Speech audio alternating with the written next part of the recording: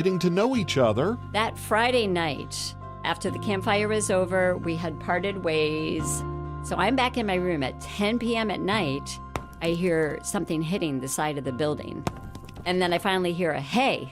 And I go to the window, and it's Harry. He was throwing stones at the side of the building, trying to get my attention. Then we went for a walk, and 4 hours later at 2 a.m., I get back to my room, and I write in my journal that I think I just met the man that I'm going to marry. So, over the next 8 months, you traveled back and forth to see each other, and then one special night in Paris. So we went to the top of the Eiffel Tower on a dreary night. I thought she probably thinks I'm up there to propose to her. I need to fake her out somehow. So we looked around and stuff, and I said, okay, you ready to go? And she said, oh, okay. And so I went to the hallway where you had to take the elevator. I opened the door. She went to leave, and I grabbed her and pulled her back and said, wait, one more thing. He took me over to the railing, so we're looking out at the fog, and his line was, I talked to your dad this morning. Will you marry me? He was nervous, so it just came out like that. There's more of Harry and Eileen Bettig's Love on the Mission Field story tomorrow. To listen again to this or any past episode of Footsteps, go to twr.org/footsteps. Footsteps is a production of TWR. Helping you take the next step in your walk with Christ. And home of Mornings with Brian. This is Moody Radio Cleveland, WCRF Cleveland, WVMS Sandusky, WVML Millersburg, WVMN Newcastle, WVME Meadville, WVMU Ashtabula, and everywhere with the Moody Radio app or at moodyradio.org/Cleveland.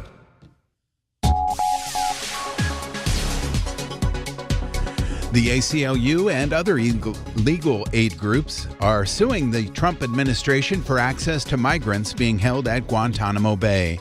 It's 6 o'clock. I'm Ron Eastwood, Moody Radio News.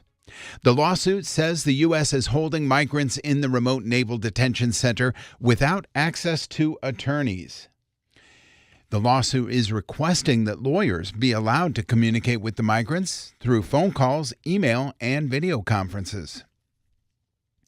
2 suspects charged in connection with September street takeovers in Cleveland are changing their pleas. 20-year-old John Dietrich and 19-year-old Gage Franklin each pleaded guilty yesterday to charges including aggravated riot, inducing panic, and arson. And Mentor native and former Ohio State head football coach Jim Tressel is now the state's lieutenant governor. Tressel, who also served as the president of Youngstown State University, won confirmation from the Ohio House and Senate on Wednesday. In sports, the Cavaliers are heading into the All-Star break on a high note after blasting the Raptors 131-108. Here's your Moody Radio Cleveland forecast. Mostly cloudy, a chance of rain and snow this morning, then a chance of snow showers this afternoon. That snow accumulating up to an inch. Highs will be in the lower 30s. And at last check, we did have some light rain reported in Cleveland, where it is 33 degrees. Akron and Canton, cloudy and 41. Youngstown, light rain and 41. It's time for your Moron Moment. Microsoft Paint is a simple graphics editor that has been included with all versions of Microsoft Windows. While it was impressive when it first came out, it was quickly outpaced by commercial software. But Paint has not been undeveloped. Now Microsoft Paint will feature a generative fill option to add an image with a prompt, while a new generative erase tool removes parts of the picture and blends the space between that was left behind. Now, for free software, that's pretty cool. And that's your Moron Moment. And you'll find that on our Facebook and Instagram. It's 6:02. With Moody Radio News, I'm Ron Eastwood. Broadcasting live from the Bob Devine Studio, it's Mornings with Brian. Want to join the conversation? Call or text now at 440-546-2255. It's Mornings with Brian on Moody Radio Cleveland. Mornings with Brian. Moody Radio Cleveland. 103.3 at 6 to 9 a.m.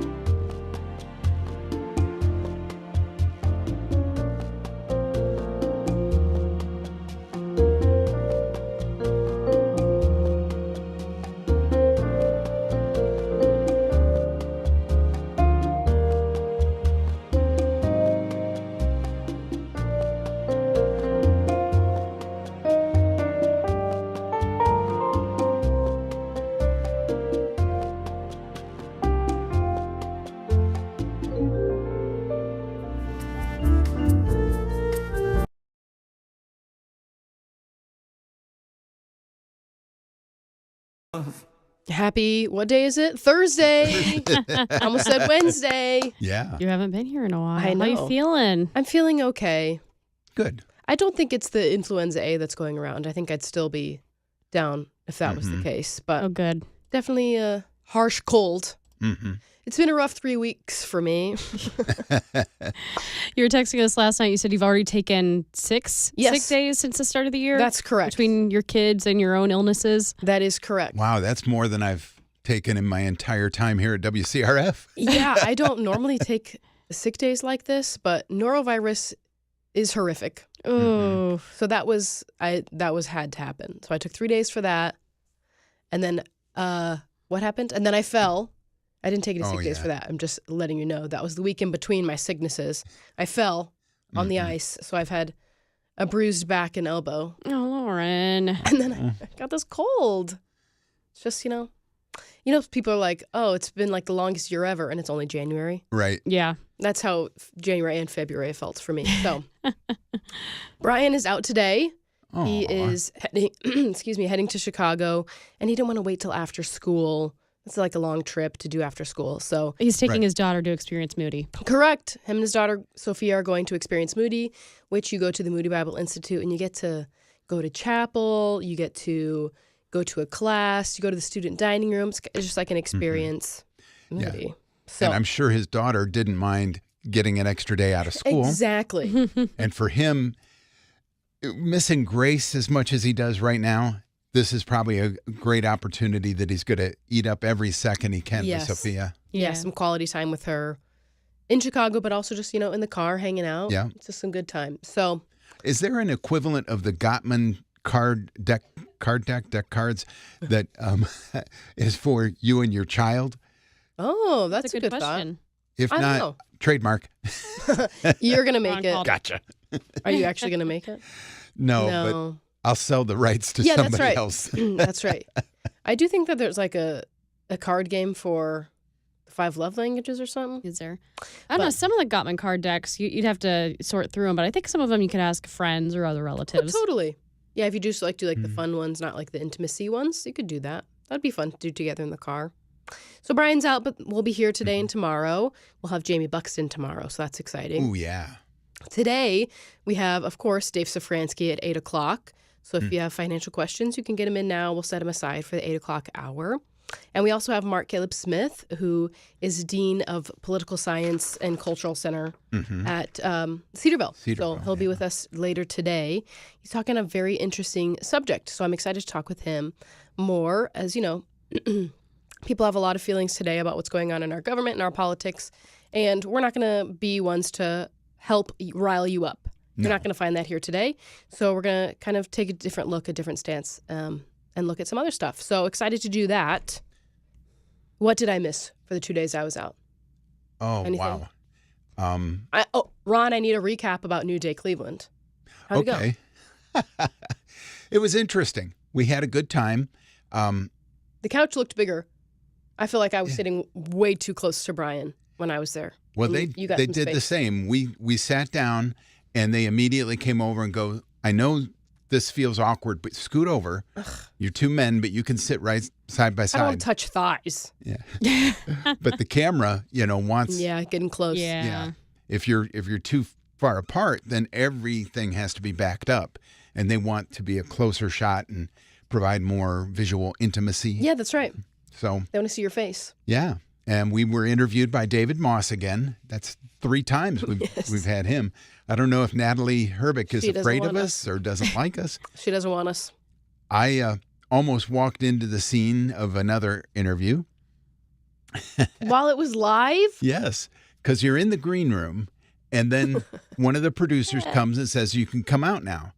And so I'm thinking, okay, we come and take our seat and wait, while something is, I assume, one of their live shots, because they'll do a couple things in studio and then go out of the studio to some other remote location. So I'm walking, and Brian kind of gives me the you first arm motion. So I just boldly start walking out there, and I'm looking around. I'm kind of smiling and waving at people in their different positions, and I'm heading toward the couch because I figure that's where we're going. All of a sudden, I feel this yank on the back of my shirt, and I stop immediately. My tennis shoe squeaks. Oh, no. And the girl says, not yet, not yet.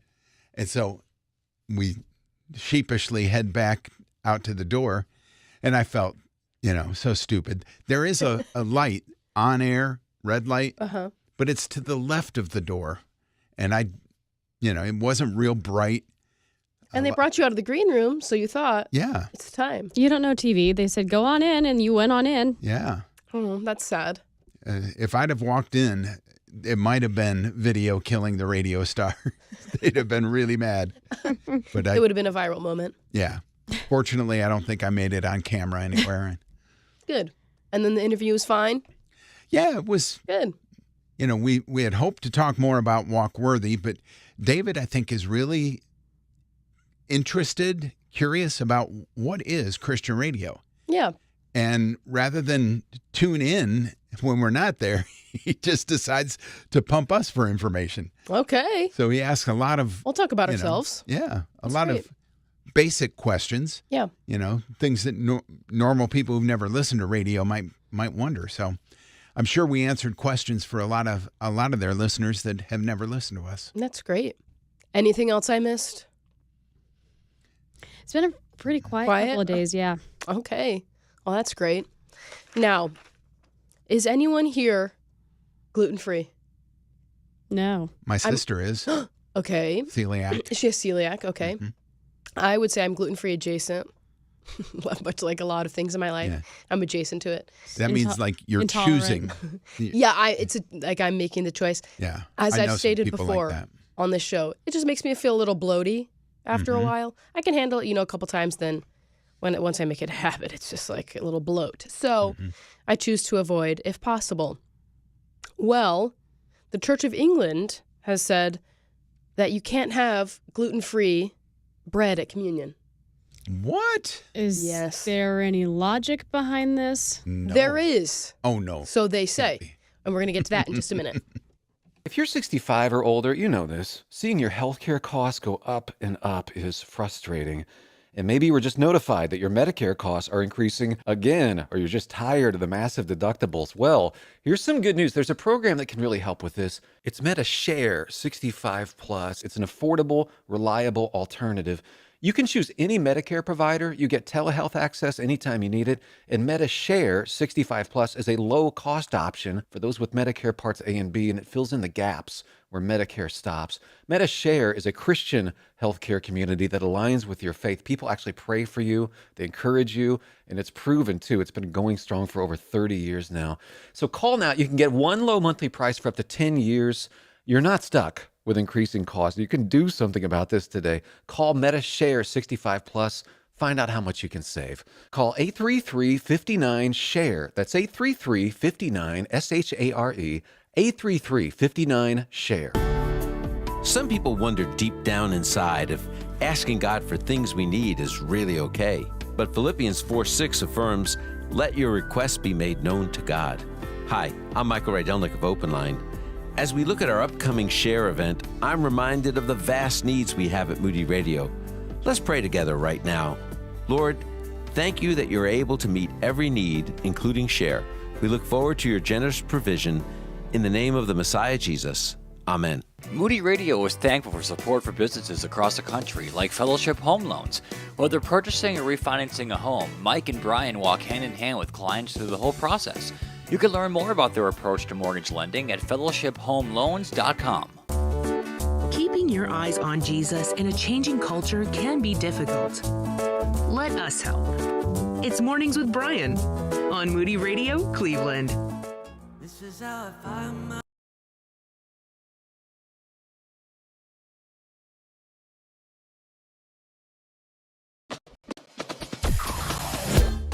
Mornings with Brian.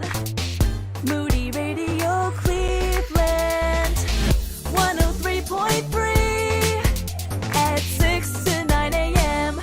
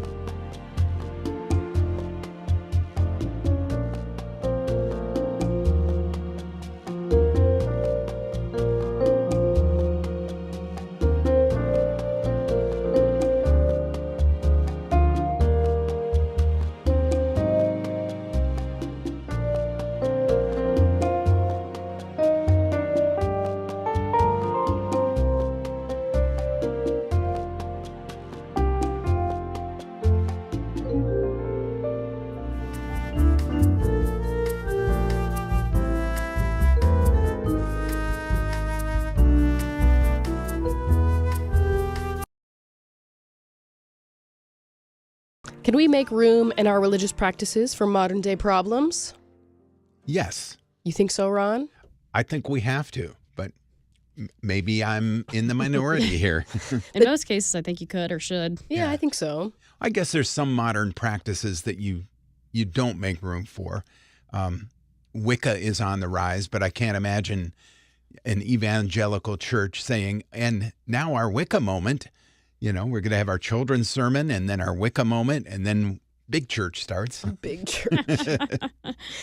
So the Church of England, here we would call it the Anglican Church, has banned non-alcoholic wine and gluten-free bread for communion. Oh, no. It is officially affirmed that non-alcoholic wine and gluten-free bread cannot be used as substitutes when taking communion after clergy asked to end the, quote, injustice to those unable to consume wheat and alcohol. Or alcohol, I guess. Mm-hmm. So if you have celiac, you just never get to do communion according to the Anglican Church? It says, while alternatives made from rice or potato flour, like a gluten-free bread of sorts or cracker, are not permitted, wheat flour can be processed to remove most gluten, and alcohol can be extracted after fermentation, though some residue remains. And they just said no. Okay, but if you have a actual gluten allergy, most of the gluten being gone doesn't cut it. Like, you're still going to get very sick. Right. Mm-hmm. Yeah. So you just can't. People celiacs get very sick. Oh, yeah. No, we, in one of the churches I went to growing up, I mean, we had probably, it was a smaller congregation, and of our smaller congregation, there were maybe 7 or 8 people that had celiac. So that was just our normal communion, was these gluten-free wafers they got, because so much of the congregation was gluten-free. And it's not like, oh, this is a choice, I just don't want it. Like, they would get very, very sick. And if they, long-term exposure could cause them to need surgery. Mm-hmm. Mm-hmm. They said, quote, the bread used in the celebration of the Most Holy Eucharist sacrifice must be unleavened, purely of wheat and recently made, so that there is no danger of decomposition. It follows, therefore, that the bread made from another substance, even if it is a grain, or if it is mixed with another substance, different from wheat, such to an extent that it would not commonly be considered wheat bread, does not constitute valid matter for confecting the sacrifice of the Eucharist sacrament. I get, like, back in the early 70s, what we call the Jesus movement, people were, just randomly having baptisms because somebody would get saved. And they, if they wanted to have a communion with that, oftentimes they just used potato chips and Coke, what they had on hand. Yeah. And while I think that's sweet, on the other hand, I think, like, for church purposes, you're not spur of the moment. You've got planning time. So you should have something that resembles the original symbolic, Seder meal, and it's bread and wine. But if you are a recovering alcoholic, and just the taste of it could be enough to trigger your desires, you don't want that. No. And if you're, celiac or some other gluten-related disease, you don't want to take the chance that, before you finish the service, your guts are going to explode. Right. I mean, not literally, Yeah, but feels like it. yeah. So I just think this is unthoughtful. Well, there's no basis in Scripture for the bread must be wheat. Like, I understand, right? We want maybe a little bit more reverence for this special act that was commanded by Jesus than just potato chips and Coke. Mm-hmm. But we don't want people to not be able to participate because they have a physical ailment. Right. Yes, and there's a lot of different thoughts on communion. The Anglican Church, along with the Roman Catholic Church and other ones, would say that the Eucharist, the Lord's Supper, goes through a process known as transubstantiation, which is that these parts are actually converted into the body and blood of Christ. And also in these services, every time, at the end of the service, all of the bread, and in this context, all of the wine must be consumed. It cannot be left. Right. So the deacons, or like the people who are serving that week, have to consume it all for that week because it has been turned into the body and blood of Christ. Mm-hmm. Not many evangelical churches you would go to today, I would assume a lot of our listeners wouldn't agree with that, but our brothers and sisters in the Anglican Church and the Roman Catholic Church do believe that. So that's part of the reason, I think that they're saying it has to be a specific one, but I do feel like we need to have some room for people who can't. Yeah. Right. And we all know that the reason gluten-free issues or needing gluten-free is on the rise just because of our foods are they got a lot of stuff going on them lately. Mm-hmm. Yeah. Where in Bible times, that was not a problem. True. The chemicals and the way, the way food is pesticides processed and has stuff kind of changed our immune systems a little bit. That's right. Or I'm sure they did have gluten allergies back then. They just weren't able to pin it down or name it. Yeah. And so, I don't know. I feel like we should maybe give a little bit of grace for people. But I also don't think that means they don't get to take part. Because they also say, indeed, even believers who cannot physically receive the sacrament are to be assured that they are partakers by faith of the body and blood of Christ and of the benefits he conveys to us by them. So they're not saying you don't get to benefit, like you don't get to benefit of the blessing of the Eucharist, but you just don't get to take it.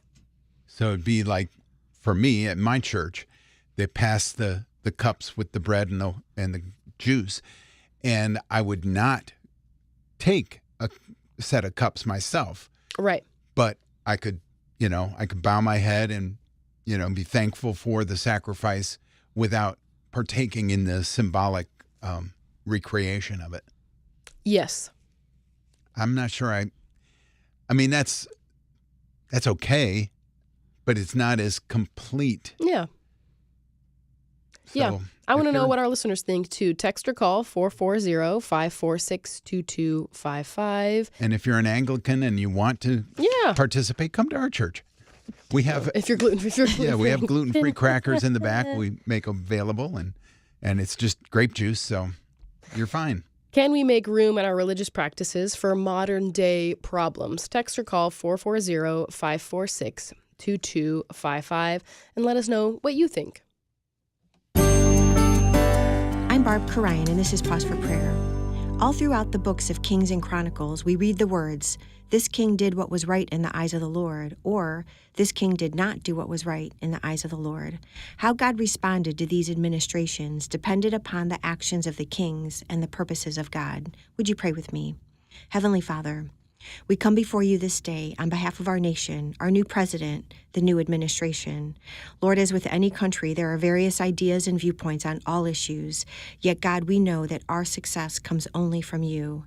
We pray, Lord, for your mercy over this land. We pray for forgiveness for not honoring you and your word as we should, for allowing sin and injustice and deception to be admired and praised. God, we ask that you inspire our new president and administration to seek and honor you, to look to the principles that have made us a nation that is blessed, to look firstly to your principles. We pray that Donald Trump would seek your wisdom, would humbly recognize the weight of his decisions and trust you, God, in every way. Give him conviction and restraint, boldness and humility as you decree. May your favor rest upon him. Protect our president and administration from the enemy who wants to steal, kill, and destroy. God, expose any evil schemes or deceptions that exist. Silence those that just want to stir up trouble. We ask you, God, would you bring unity to our nation as we stand upon the basic tenets of your word, that we would be a nation that spreads the good news of Jesus, for this is our foundational purpose. May Donald Trump be known as a leader who does what is right in the eyes of the Lord. May he seek your face and obey your voice. Most importantly, may your kingdom come and your will be done on earth as it is in heaven. In Jesus' name, amen. Parents, youth pastors, are you looking for a life-changing opportunity for your teens this summer? The Experience Jesus Conference, June 23rd through 28th at Moody Bible Institute in Chicago, isn't just another event. It's a 5-day experience where high school students learn to share their faith on the streets of Chicago. XJ grounded my faith and inspired me to share the gospel. Register now at moodyconferences.com/XJ. Early bird rates end April 30th. Today, there is a disciple-making church planting movement that's taken root in 40 countries around the world. It's called the Timothy Initiative, and its mission is to see a healthy church planted in every village, everywhere. Since 2007, over 200,000 churches have been planted through the work of the Timothy Initiative, but there's more work to be done. Take your place in the Timothy Initiative. Go to ttiglobal.org. Are you looking for candid conversation from a biblical perspective? You found it.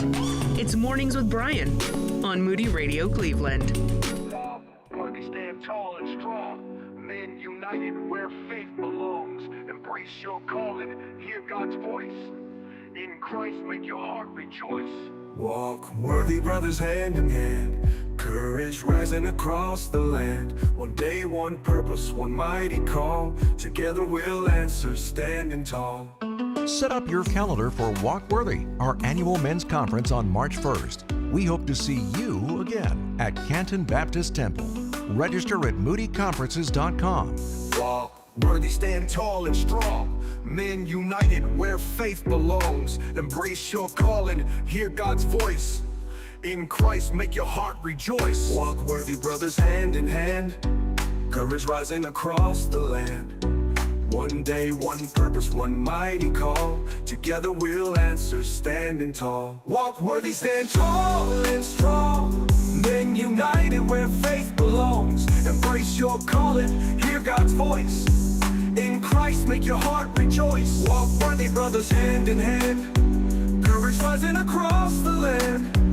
One day, one purpose, one mighty call. Together we'll answer, standing tall. Walk worthy, brothers, hand in hand.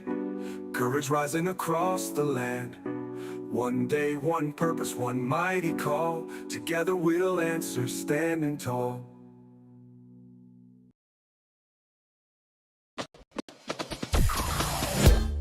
Mornings with Brian. Moody Radio Cleveland. 103.3 at 6 to 9 a.m.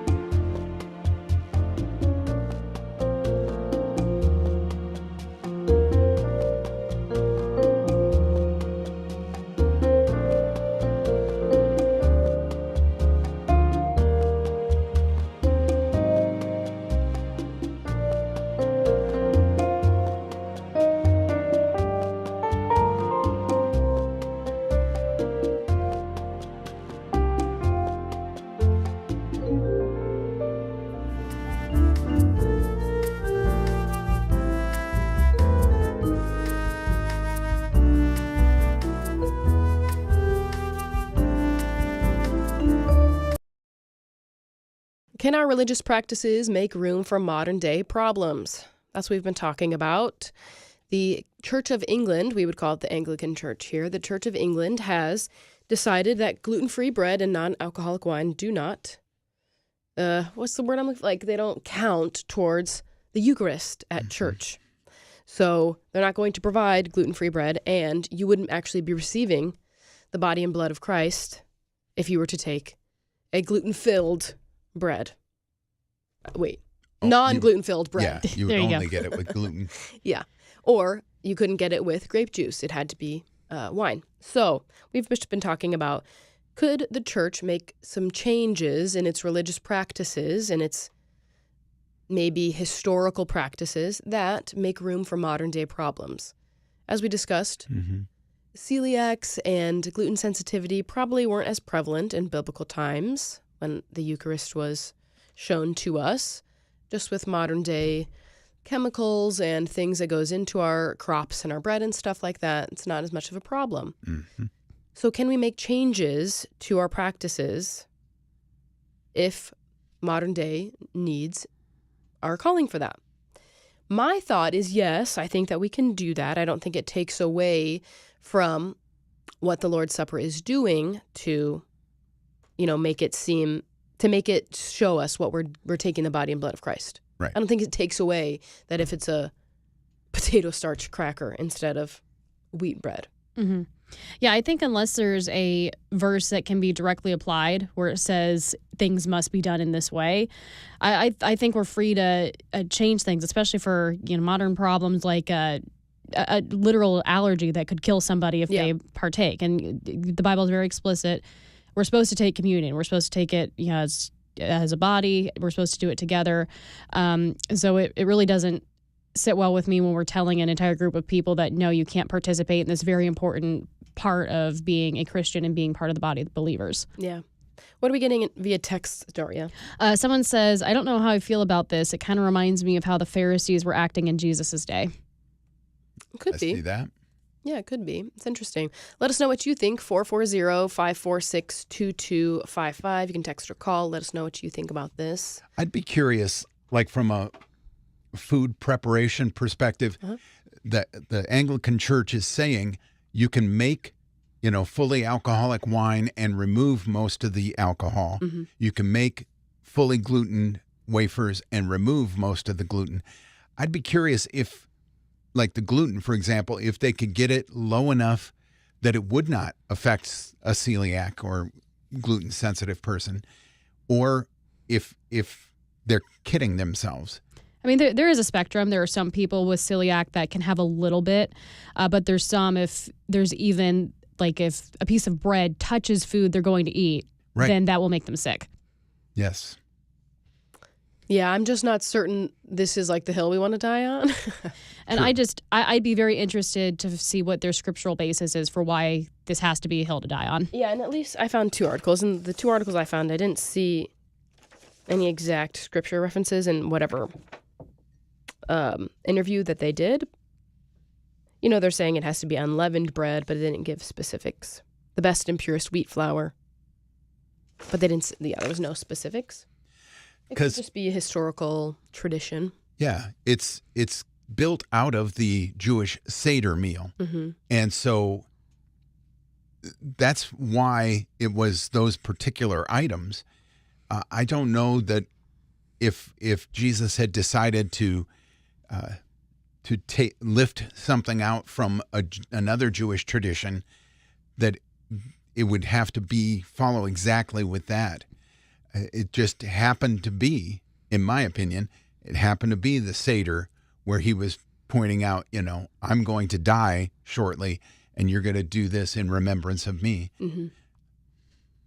Someone did say another option is to bring crackers of your own. This person does have celiac. You could bring your own crackers. I think that would be fine, especially if you're in a non-Anglican church who they just don't provide gluten-free. Yeah. But the Anglican Church would say you're faking it. It's not real. I think they may say that, it's not blessed, or it's not the actual body and blood of Christ.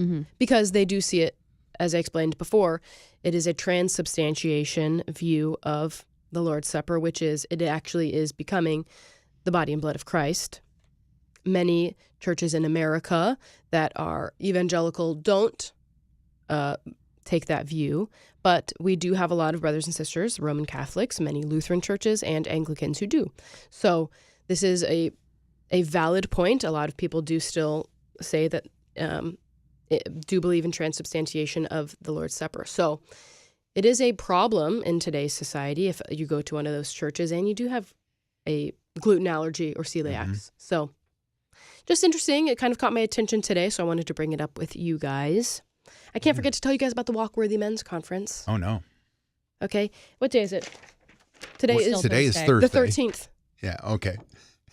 And March 1st is coming in 3-ish weeks. Yeah, really fast. 2-ish, 3-ish weeks. March 1st, Canton Baptist Temple, Walk-Worthy Men's Conference. Walk-Worthy has been happening for 35, 34 years in this area.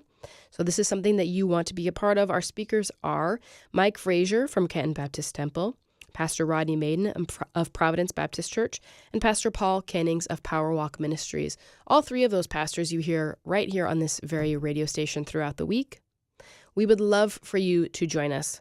Please text the word WALK to 440-546-2255. You can get your tickets. A reminder that groups of 10 or more all get $5 off each ticket. Not like the whole order. Every single ticket is $5 off. So gather your friends, gather your sons and your nephews and your brothers, and just come all together. It'll be a great day out together. And it is in Canton. And what else is in Canton, Ron? The Pro Football Hall of Fame. That's exactly right. The Fannie Mae Chocolate Factory. Oh, wow. I didn't know that. Right by the airport. That's where I'd be going. But if you got a group of guys, go to Walk-Worthy and then go to the Pro Football Hall of Fame. Sure. If it's a place that you're like, oh, it's just too far for just to do that for the day, make it a whole day trip and do that together. Yeah. The conference is like 8:30 to 3. Yep. So, if you hang around, say goodbye to the friends you just made, whatever. That's right. You're out by 3:30 or even 4. Yeah. That's still time to get to the Hall of Fame and spend a few hours walking around looking at the Cleveland Browns from yesteryear, mostly very far in the yesteryear, but Joe Thomas is recent. Yeah, so there's plenty to see down there. And one other thing, if you've got a very active men's group in your church, you could purchase a site license where you could stream the conference right to your church, and then you could choose any number of things, like you'd have your own lunch catered in, or, maybe one of your guys is a very good cook, and he may want to do that. Or a Chick-fil-A franchise owner. Yeah, that's possible too. So you could do that there at your own church. If you wanted, you could substitute your own praise and worship band for the band that's going to be there at Canton Baptist Temple. So there's a lot of options. I think that's neat. If you've got an existing group that's already strong in their fellowship, you can have your discussions with people you already know, and you get that intimacy where if you're in a group with people you don't know, your discussions might be more surface level. Still good, but... Yeah. I was looking at the registration the other day. We've got groups that are doing a live stream from Michigan, a couple of groups, a couple from Indiana, some from Illinois. Wow. And our station engineer, Alan, he lives in Chardon. And last year he was like, our group doesn't want to come all the way to Canton to do that. So they did a site license, they streamed it, and then they did worship on their own. Yeah. They found out exactly when in the schedule when worship would be, and they were able to do it on their own. So there's a lot of options. And you could also, if you work that day or something, you can still buy a license, and a personal one, and watch it later for a live stream. Nice. So you still want to watch it, you still want to get the sermons, you can do that still and get a personal live stream and just watch it later. Or you're not able to go for other reasons, and you just watch it at home with your family. It's great options. So text WALK to 440-546-2255. And right now I'm going to give away a pair of tickets. All right. Very exciting. Ron, what number caller is going to win a pair of tickets to the Walk-Worthy Men's Conference? Well, they say the early bird gets the worm, so let's go with number 1. Oh my gosh, how exciting. Caller number 1 gets a pair of tickets to Walk-Worthy, 440-546-2255.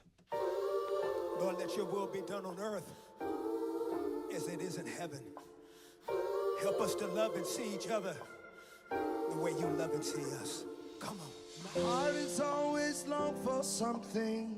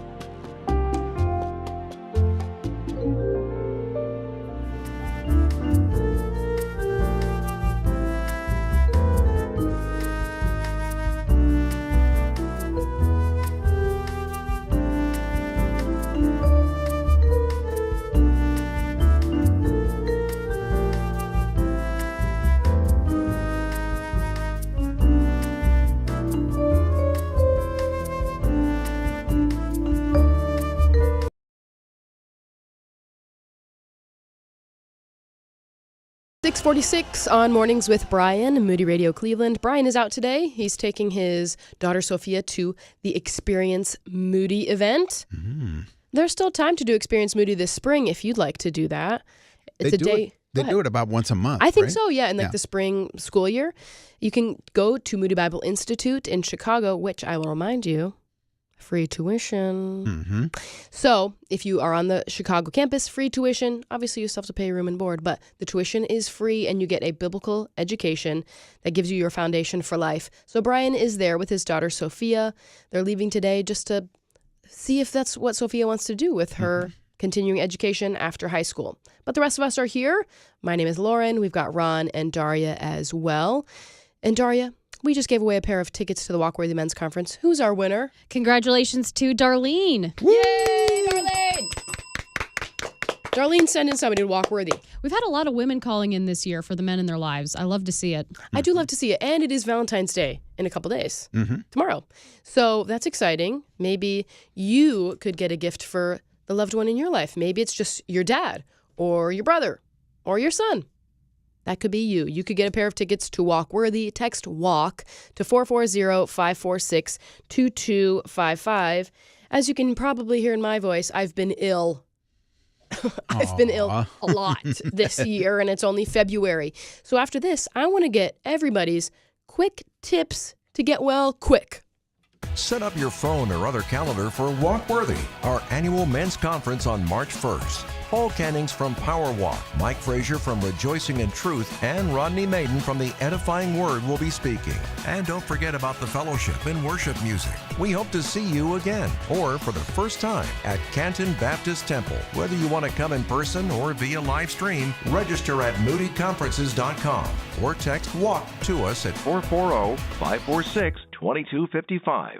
Moody Radio is thankful for listeners and support from businesses like Duma Meats and Farm Market. Duma Meats and Farm Market, supporting Moody Radio in Cleveland and surrounding areas. More information about Duma Meats and Farm Market is at dumameats.com. Hey there, I'm Brant Hansen, and they call this the best kept secret in the world, and it needs to not be a secret anymore. It's the work of Cure International Children's Hospitals, 8 top-notch surgical hospitals healing kids in the name of Jesus, and this is the best part, openly, brilliantly sharing the gospel with the kids and their families as they heal. 18,000 surgeries last year, 40,000 plus people making decisions for Christ. This should not be a secret. Check it out for yourself. You'll see what I mean. Cure.org/Moody. Cure.org/Moody. Hi, friend. This is Janet Parshall, host of In the Market with Janet Parshall. Are you praying for our upcoming Share event starting March 11th? Hebrews 4:16 urges, "Let us then with confidence draw near to the throne of grace, that we may receive mercy and find grace to help in time of need." Well, Share is definitely a time of need. So could I ask you to pause now and pray that God will move mightily at Share? Thank you, and please continue to pray for us in your prayers as Share begins March 11th.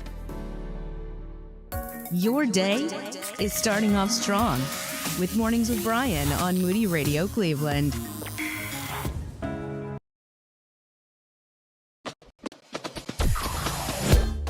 Mornings with Brian. Moody Radio Cleveland. 103.3 at 6 to 9 a.m.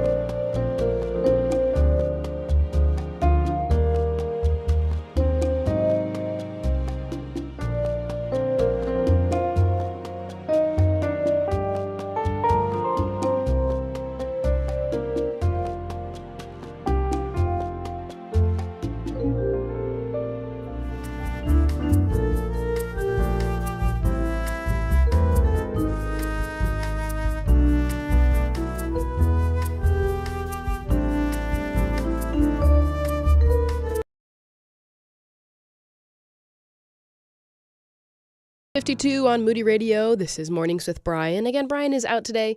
He'll be back on Monday. My name is Lauren. I'm sitting in for Brian, but Ron and Daria are here with me as well today and tomorrow. Mm-hmm. Okay, getting you through to Valentine's Day weekend. Yes. Does anyone have any plans for Valentine's Day weekend? No. I'm having some friends over on Saturday, having a little ladies brunch with some of the ladies from my church. Oh, Daria, have you told the story? Maybe I missed it because I wasn't here. About what Jimmy asked you? Like, No, what are I your plans? haven't. Please tell the story. So I'm having these friends over on Saturday, Mm-hmm. and he was talking to me about it last week or something like that. And he said, "So what's the plan?" I'm like, "I'm making food," and I described all the food I was making, and I'm gonna have people over, and we're gonna have coffee, and we're just gonna chat. And he just looks at me. He was just kind of puzzled. He's like, "You don't have like just chat plans?" It's like, I'm like, "No, plans to do what?" Well, when he has his friends over, like they like to do board games and things like that. So like, it's kind of comical watching him get out the door to go to his friends because like he has all these things he has to pack and Right. assemble and put in his bag. And so they have these plans of like we're gonna play this game and then this game. So for me to just like we're just gonna chat. He's just it was just very odd to him, and I wasn't sure if that was like a me and Jimmy thing or if that's a men and a woman thing. But it was Our husbands are very similar in this way. Yeah, they are. They have very similar hobbies. Yes, my husband has to pack a bag just to like. Yes, Jimmy too. He has all his little games. I don't want to say little because that sounds like I'm belittling it. But he has all his things. It takes him a long time. If he says, "Hey, I'm going out tonight," like, "Okay, great, have fun," and then an hour later he's still packing this bag. Like I thought you were leaving. It's like an overnight bag. Yes, my husband Eddie is very similar. He's got to pack a bag just in case anything happens. Our boss actually said once, like, "It's always so surprising to me. Eddie's just like ready for anything." I'm like, yeah. He's always packing a bag in case someone wants to do something. That's a good trait, I guess. Ron, what do you say? Is that a like men trait of you have to have plans Can't just in place, chill and just shoot hang the out. breeze. Right. It's unusual for men to just gather to chat. Women, they can do that. And men, you need to be doing something. And then the conversation takes place over top of the board game or in between frames of bowling or baseball. Yeah. Or you're out in a deer blind waiting for the deer to come. It's a deer blind. It's where you hide to hunt for deer. Oh, okay. You're blinded. They're blind to you because you're hiding. Okay. I just thought this was so funny because normally I'm the planner, and Jimmy is not a planner, but not to the degree I am. But he's like, "What's your plan?" And I'm like, Food. I have planned the food. That is the extent of my plan. Yeah. Chatting with my friends. I would love to know if this is a universal experience. Text or call 440-546-2255. Do the men need plans to hang out? And why do they need plans? Wait, why can't you just chat? Why do you think they just need to chat? Or they can't just chat, Ron? I think it's awkward. I've heard of, like, if you want to have a serious conversation with a man, you should sit side by side, not face to face. Eye contact is too threatening. I don't know, I guess. What do you think about that? I guess that's probably true. I know my pastor likes to get together at a restaurant. I'm trying to remember which one it is, but just any old restaurant. Yeah, just one that's got plenty of seats, and he'll put the word out to the men on the email list and say, "Hey, I'm meeting at this place tonight. Anybody who wants to come?" Usually it's a few days in advance, and then you send him a personal message back, say, "Yes, I'll be there," and if there's enough people, he'll meet, and that's just a hangout. But it's a hangout at a place over food. Yeah, got TVs, like a sports bar kind of environment. So there's things to do if conversation gets a little awkward and you're like, I think I'll just look over here at the game. Well, last week you went to lunch with your friends, didn't you? Yes, I did. There was no plans. No, you're right. Our plan was just to get together. It took a while to find a date when everyone could. And we just got there at lunch. We talked about, what have you been doing since we got together 8 months ago or whatever. And how, what's up in your life? You know, the same kind of thing in that regard that women probably would talk about. Yeah. I'm going on a girls' weekend in a couple of weeks. Oh, how fun. It's actually why I won't be at Walkworthy. I'm doing my own version of Walk Worthy, both my friends. I mean, you don't want to be the only woman or one of like 3 women in a group of 1,200 guys. No, I'm going to go hang out with my girls, my squirrels. And we have a shared note, like, in the Notes app, like on an iPhone. We have a shared note of things that need to be discussed. Like, I got to make sure I update you on these things. And every day we'll like send each other a text. And someone will be like, add it to the list. Add it to the list. We got to make sure we get into that when we see each other. So it's very interesting. That's a good idea because I can imagine, girls talk so freely that you could have conversations that ramble all over the place and then maybe don't get to the point that you're like, oh, I wanted to tell you about this. Yes, 2 hours exactly. later, we've said everything and nothing. Exactly. So we got to make sure we keep it on a list of the things we're going to discuss. Otherwise, we'll forget and we'll have to wait 2 more years until we see each other again. All right. It is Thursday, so don't forget 8 o'clock, 8 to 9 a.m. Dave Szfranski will be here to answer your financial questions. Get them in now. Yeah. Text or call 440-546-2255. Any financial questions like, where do I put this huge load of cash that I just received? Or how do I set up a 529 plan for my kids? Or I have a child that is not great with money, so how can I help them once I pass to, be able to spend the money well? So text or call 440-546-2255 to get your financial questions in now. Mornings with Brian on Moody Radio Cleveland, WCRF Cleveland, WVMS Sandusky, WVML Millersburg, WVMN Newcastle, WVME Meadville, WVMU Ashtabula, and everywhere with the Moody Radio app or at moodyradio.org/Cleveland.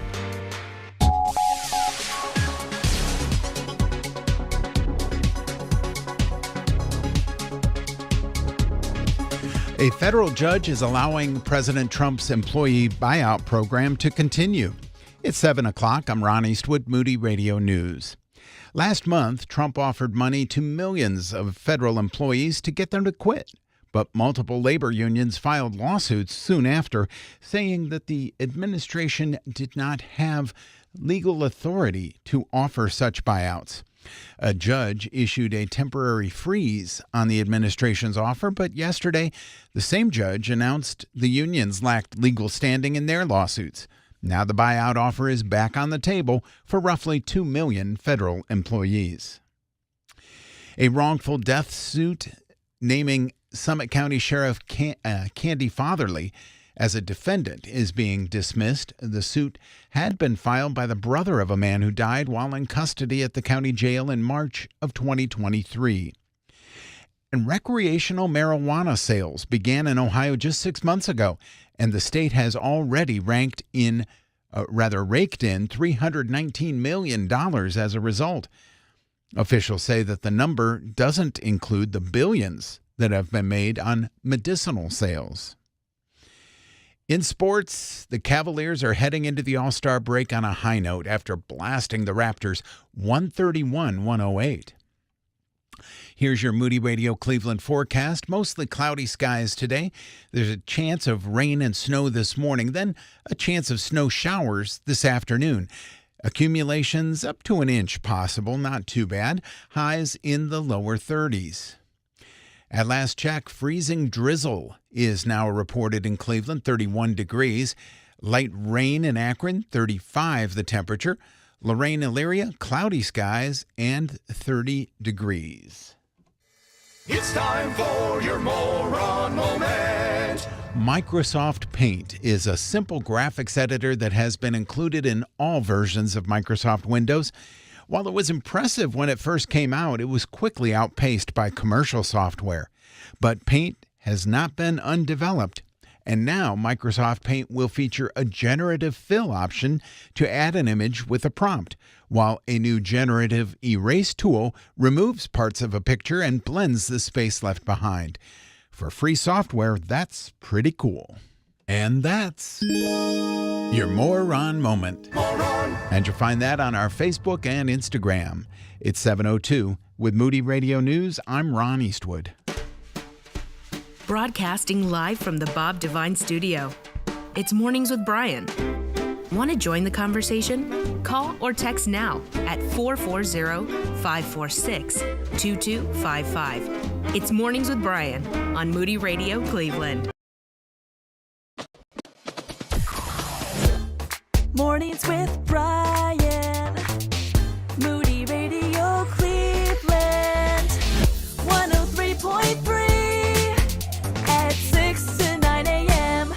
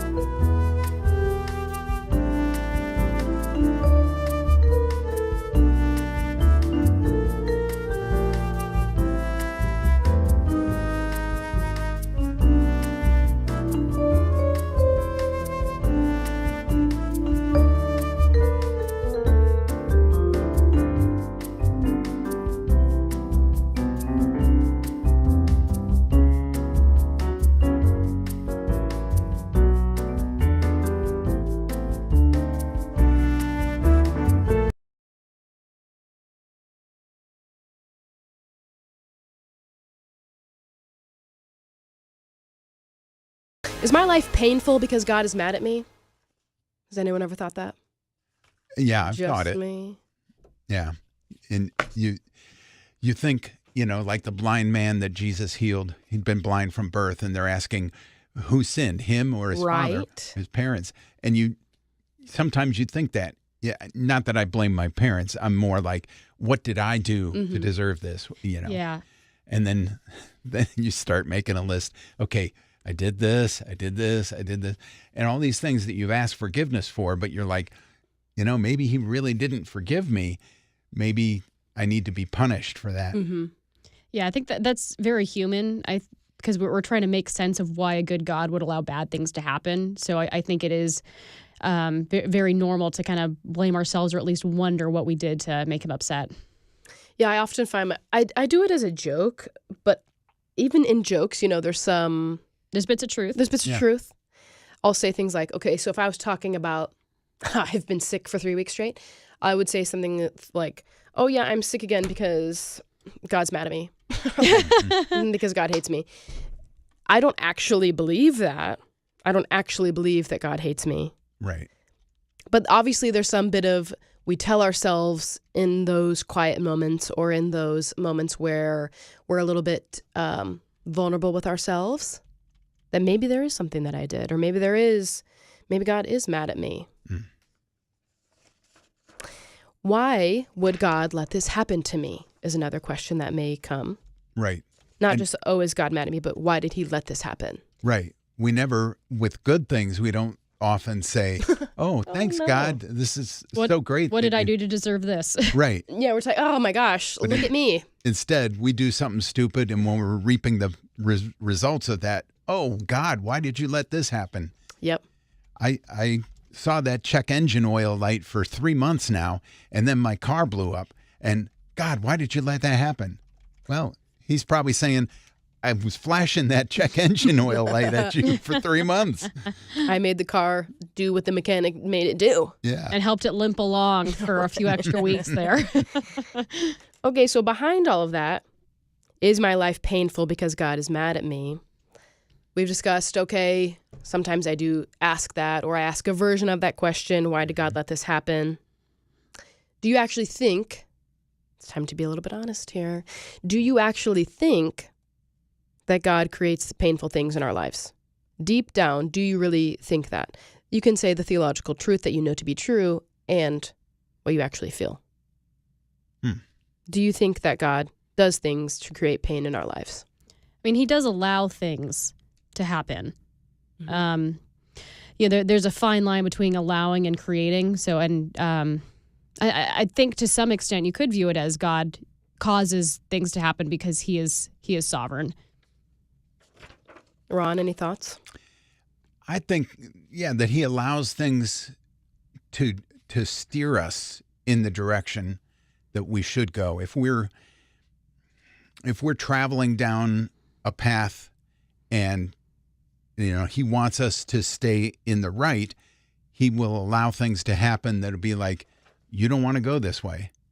You don't, I don't know, maybe you're going to be the getaway car driver for a bank robbery, and you know you shouldn't, but you think, well, my friends are pressuring me to.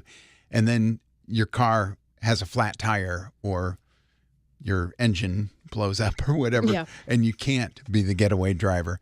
And, he saves you from doing things that you would hurt yourself doing. I think he allows those kind of things. But sometimes, too, he allows us to just stumble in our stupidity so that we wallow in it for a while and be like, yep, you were right, God, I should not have done this.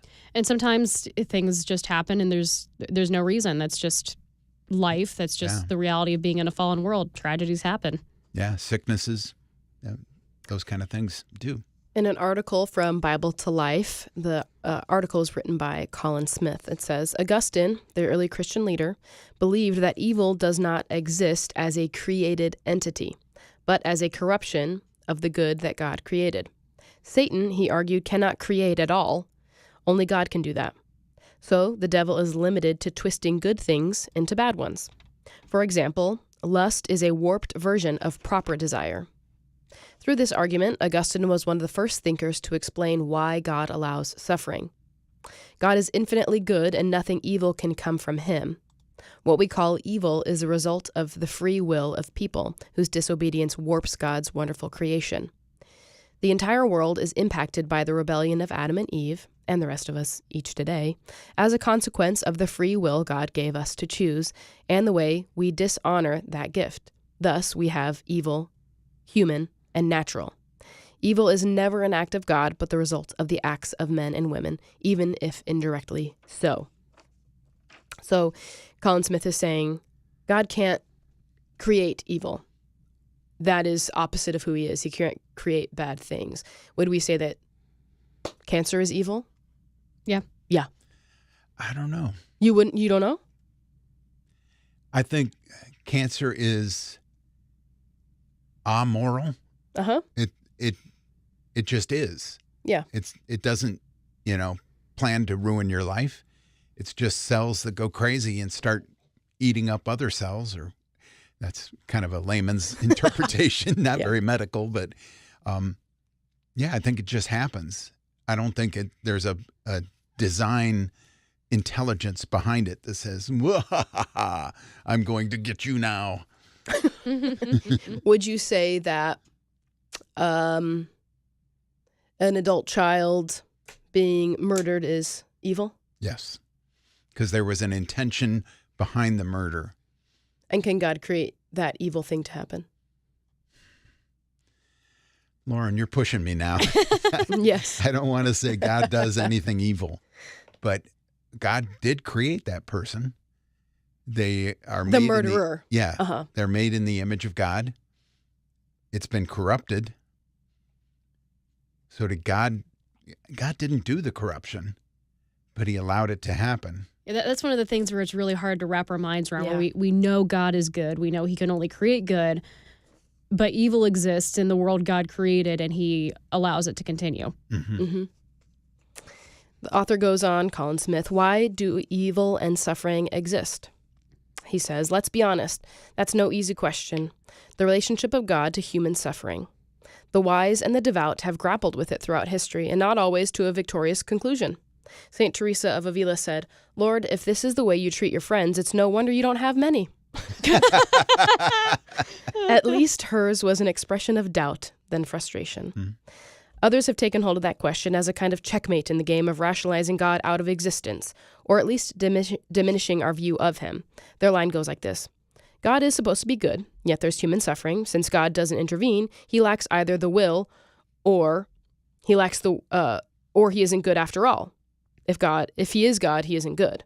If he lacks the power, he isn't God after all. If he's good, he isn't God. It's a striking line of reasoning, but it's also a little too cut and dried, right? God, the world, and suffering. Those are not simple issues. We all sense that there could be other reasons God would hold back from stopping anything and everything unpleasant in this world. So we look for other reasons that evil and suffering may exist, and we round up the usual suspects. Mm-hmm. Discipline, poor decisions, satanic attack, the sins of others, persecution, a fallen world, and the list goes on. Yes. I mean, we really, I think, would do ourselves well to think of our relationship with God as like that of a small child with a parent. Because when we're young, there is just so much we don't understand and literally don't have the ability to grasp. Like, we don't understand why our parents tell us to do or not do things. We're too young. Our brains are too underdeveloped. Mm-hmm. And we're still like that with God, because he is just so huge and so holy and so wise and intelligent. We in our human form can't possibly understand why he's doing certain things. Yeah, I think we'll always be like that with God. I think there's some parts of God we'll get to know, but there's a lot of parts that we'll never know. And we're never going to find out. I want to keep talking about this. I want to know what you think, too. Text or call 440-546-2255. Is my life painful because God is mad at me? Hey, I'm Brant Hansen, and it's obviously great to do nice things for people. That's what a lot of missions do, and some hope that someone will ask about Jesus. But this is what I love about Cure International Children's Hospitals. Not only are kids healed, Cure shares the gospel openly and clearly with everyone. It's what they do. It's exactly what Jesus told us to do, proclaim the kingdom and heal the sick. Find out more about Cure and what God is doing in the world. It is a beautiful thing. Cure.org/Moody. Cure.org/Moody. I have come that they might have life and have it abundantly. That's a beautiful and compelling promise from Jesus. But what does it mean? In a world that feels like life is losing its value, its meaning, and its purpose, can we really live abundantly? Yes. In just a few minutes each day, you can join a growing community of believers who are gathering around CareNet's devotional, 365 Days of Pro-Abundant Life. This free, easy-to-follow devotional arrives in your inbox daily and invites you to grow in your faith, understand the sanctity of life from conception, and be inspired by Christ's abundant promises. You'll find biblical wisdom, inspiring stories from the front lines of Pro-Abundant Life ministry, and the empowering message of the gospel. Make 2025 the year you begin your Pro-Abundant Life journey. Discover hope, deepen your faith, and become a champion of life. Access your free devotional, 365 Days of Pro-Abundant Life at care-net.org/Moody. care-net.org/Moody. Good morning, Cleveland. Thanks for choosing us to help you start your day. It's Mornings with Brian on Moody Radio Cleveland.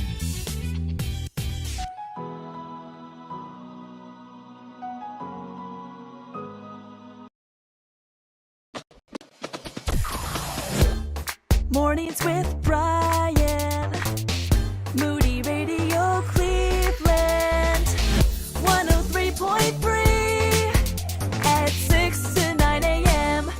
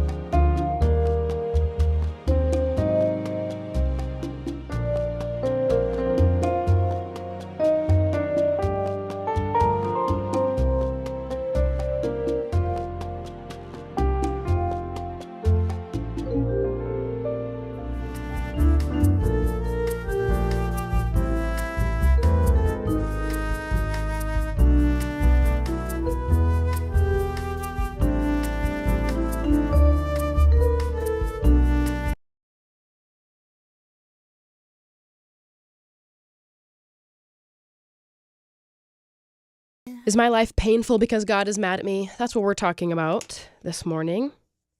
In an article from Bible to Life written by Colin Smith, a familiar name. Is my life painful because God is mad at me? We've all had the, why did God allow this to happen? Or what did I do wrong that God is punishing me? And that's kind of what we've been talking about in the last few minutes. How do we put these two realities together of there is evil in the world, there is painful things that happen, but we're also told really, really explicitly in Scripture that God loves us, that there's nothing impossible with him, that he is sovereign, that he created all things, he knows all things, he knows the hairs on our head. Easy in my case. Me too, my hair's falling out pretty bad. But how do we keep those two things together? Like everyone else, I wish God would have a phone to clue me in, Colin Smith said. I almost wish he wouldn't trust me so much to handle the hard questions of faith, but that's exactly what he does. Mm-hmm. So we have these two realities. So now what? So now what do we do? I mean, Brian is a fan of saying that two things, especially with God, can exist in tension. Mm-hmm. Like justice and mercy is usually the one that we, at least on this show, talk about in relation to God. Mm-hmm. And this is just kind of one of those things that it's hard for us to understand, but it is the reality that God can be good and evil can still exist. And it's just one of those things that I don't think we're going to understand on this side of eternity. Mm-hmm. How do we live day to day with these two tensions? Frustrated. Yeah. To be honest, because you want everything to be easy and good and, pie in the sky by and by, but it doesn't work out that way. Yeah. And sometimes bad things happen and you just have to deal with them. Yeah, and earlier in the article, Colin gives a list of, here's all the things that we blame evil and suffering on: discipline, poor decisions, satanic attack, the sins of others, persecution, a fallen world. Those are all the things that we say, this is the reason why this is happening to me, because we want to have an answer. Right. We want to say, this is why this is happening to me. It can't just be because God's mad at me. There's always, it's someone else. Someone else's sin is doing this to me, which is possible. Yeah, I was going to say, I didn't notice my own sin on the list. It's always outward. Someone else did this. Yeah, someone else did this to me. I think all of those things, those are possibilities, but I think there's going to come a time, if it has not already happened in your life, where there isn't an answer of why this bad thing and painful thing is happening. And I think we do well to remember that, regardless of why this is happening, whether we know, whether it's just because fallen world or maybe something we did and this is a natural consequence, God is going to be with us through whatever that is. Yeah. Colin Smith says, Jacob wrestled with God in Genesis 32, and we have to do the same thing. We must wrestle with God through the night with the mysteries of good and evil. Jacob fought for all he was worth, and he wouldn't let go until he got his blessing, and neither should we. I believe we are blessed by the courage we show when we squarely face our doubts. Conversely, we are diminished by looking the other way, closing our minds, and protecting our faith as if it were something weak and fragile. The way to strengthen faith is to walk forward in it, facing all the hard questions and trusting in the goodness of God for the resolution. I've tried to do for as long as I've known Christ, and here's what I've found. The mysteries, to some extent, endure. God must be God and can't be reduced to the easy and rational and comfortable. We can't make him smaller, and we can't make him easier to carry around with us in our minds. Instead, our own minds and spirits must expand. They must grow stronger and wider so that God can allow for things that must be taken on by faith. As we walk forward in that way, we do find out just how good and how powerful God really is.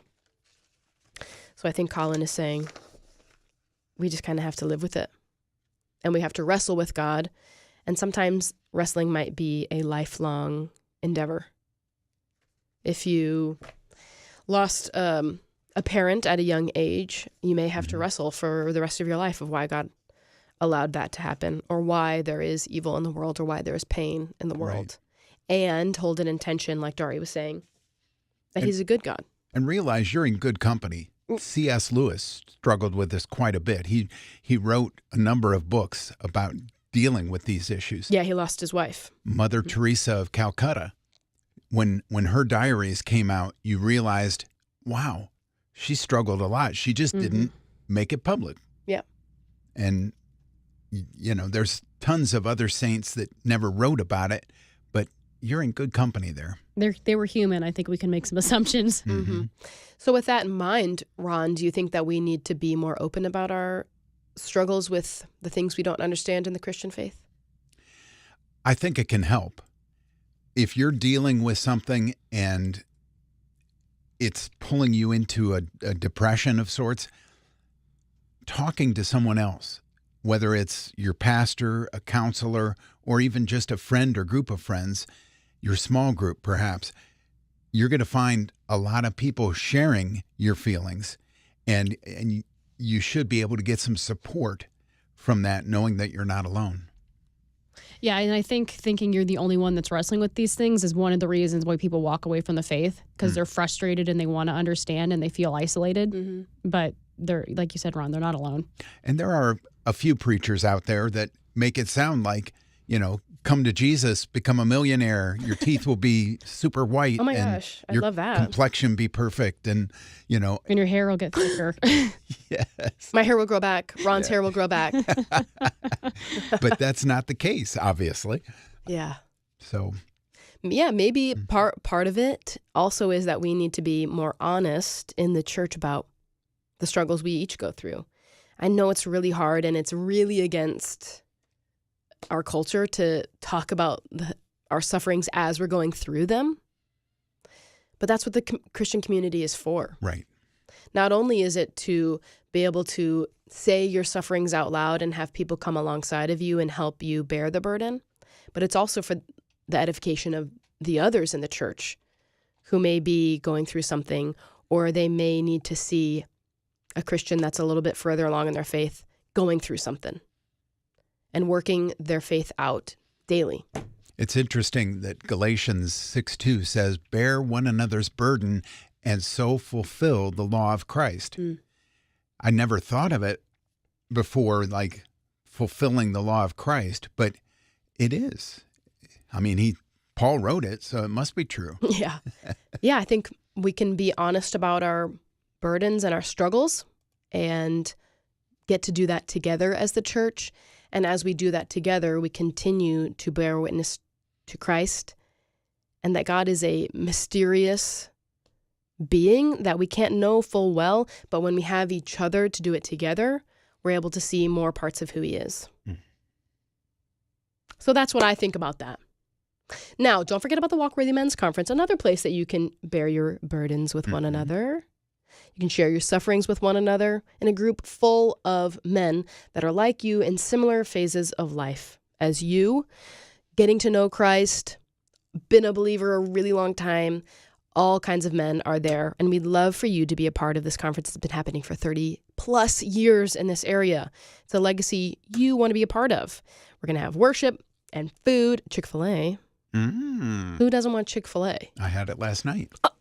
So did I, Ron. Look at you guys. Christian chicken. So get your Chick-fil-A with us. Yeah. Text WALK to 440-546-2255 to get your tickets. Get a ticket for you and a friend, you and your son, you and your neighbor, someone that maybe you've been wanting to invite to church, and maybe like churches is like a little too scary to invite them to at first. Start here. Invite them to Walkworthy. Text WALK to 440-546-2255. Do you have a heart for those with disabilities? With Moody's new certificate program, you can gain the biblical perspective and practical skills you need to answer that call on your heart. This Chicago on-campus or online course includes classes like studying and teaching the Bible, special needs children and family ministry, and engaging disability in the church. If God has placed His caring in your heart, learn more and apply at moody.edu/disability. moody.edu/disability. Join the conversation by call or text at 440-546-2255. It's Mornings with Brian on Moody Radio Cleveland.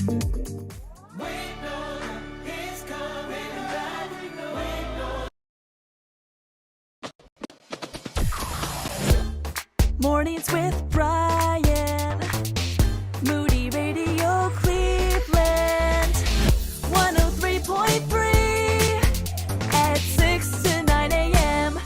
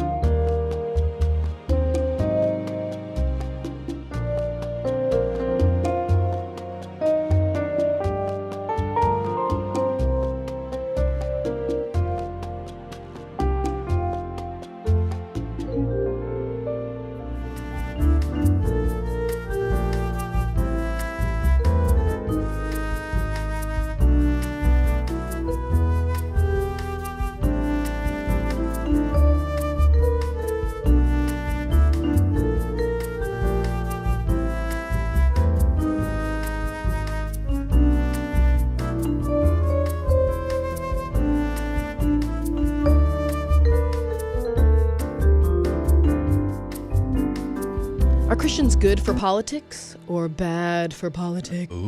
Ooh, that's what we're talking about right now with Dr. Mark Caleb Smith of Cedarville. Brian is out today, guys, but he will be back on Monday. He's taking his daughter to the Experience Moody event on Moody Bible Institute campus, where he's going to learn all about what it means to be a student at Moody Bible Institute. So excited for them. But I am here. My name's Lauren. We've got Ron and Daria here as well. Dr. Smith, there's some books coming out about are Christians good for politics? What's going on? What's this all about? Yeah, this is real simple, right? Christians are good for politics. That's done. We're finished, right? I wish. That'd be a short interview. Yeah. No, I think people are recognizing, and some of these books are from people who aren't Christians, and interesting. Really sort of trying to look at who we are, and they're recognizing I think I would say the desperate straits of our society, and they're looking at our problems, and they're trying to figure out what do solutions look like? You know, why are we so polarized? Why do we have a difficult time getting along? Why are we having a hard time upholding integrity and being truthful? And can our form of government really survive that? And I think some people are looking at what's missing. And even in this one case, Jonathan Rauch, who's an atheist, homosexual, he looks at it and says, you know what? Christianity is the missing ingredient. And really, we need more Christianity in our country in order for us to survive. And do you think, even as an atheist, he's looking at Christianity, in your perspective, in a well-rounded way? That's a great question. I think that he's looking at the usefulness of Christianity, the utility of it, and says, well, this really works well, and because it works well, we need more. Now, I don't want to do him a disservice. I really do. His argument, I think, assumes that Christianity works, and so he wants it. But I do think he understands that Christianity is more than just useful. He's not a believer, but he understands that there's a faith involved and that there are commitments and that there's something genuine about Christianity that people adhere to. And so he's not just saying, well, let's all pretend to be Christians and the country will get better. But what he is hoping for is that we'll have more Christians and more actively involved Christians, and he thinks that'll have a better consequence. And what does it look like for Christians to be actively involved in politics, in his view? I don't think he's necessarily critical of our lack of involvement. I think what he's more upset about is the decline of Christianity within our culture means that there are more forces coming to bear in the political world, and that those forces just don't have the same kind of guidelines or sort of don't produce the same kind of people that Christianity does. And so I think he is a little critical of Christians, that maybe we could live up to our ideals more effectively, and maybe we have some responsibility there. True. But it's also a decline of Christianity's influence, which has created part of the problem. And how do you, as a Christian in politics, think that Christians today can be more actively engaged in politics in a positive way? Well, I think when we talk about our own ideals, I think that we should be known as people of truth, for example. I think that's a pretty clear defining characteristic of Christians. And it's one of the ways that we show evidence to the world that we're different, that we stand out, that we're truthful people, that we speak truth to our neighbor, and it just kind of defines us. And I think we don't always project that truth into politics, or even maybe demand truth in our politics as a way to sort of reconcile ourselves with it. And so I think being truthful, having integrity, demanding integrity is sort of one direction that we can take. But I think, right now when I look at the problems that he's describing, the polarization that we have, the hostility that we have in our political system, and that's on every side, I think Christians should bring a very different dimension to our politics. If we really do think that we have enemies in our political system, then our approach to enemies is to love them and to still want them to flourish and to still want what's good for them to take place.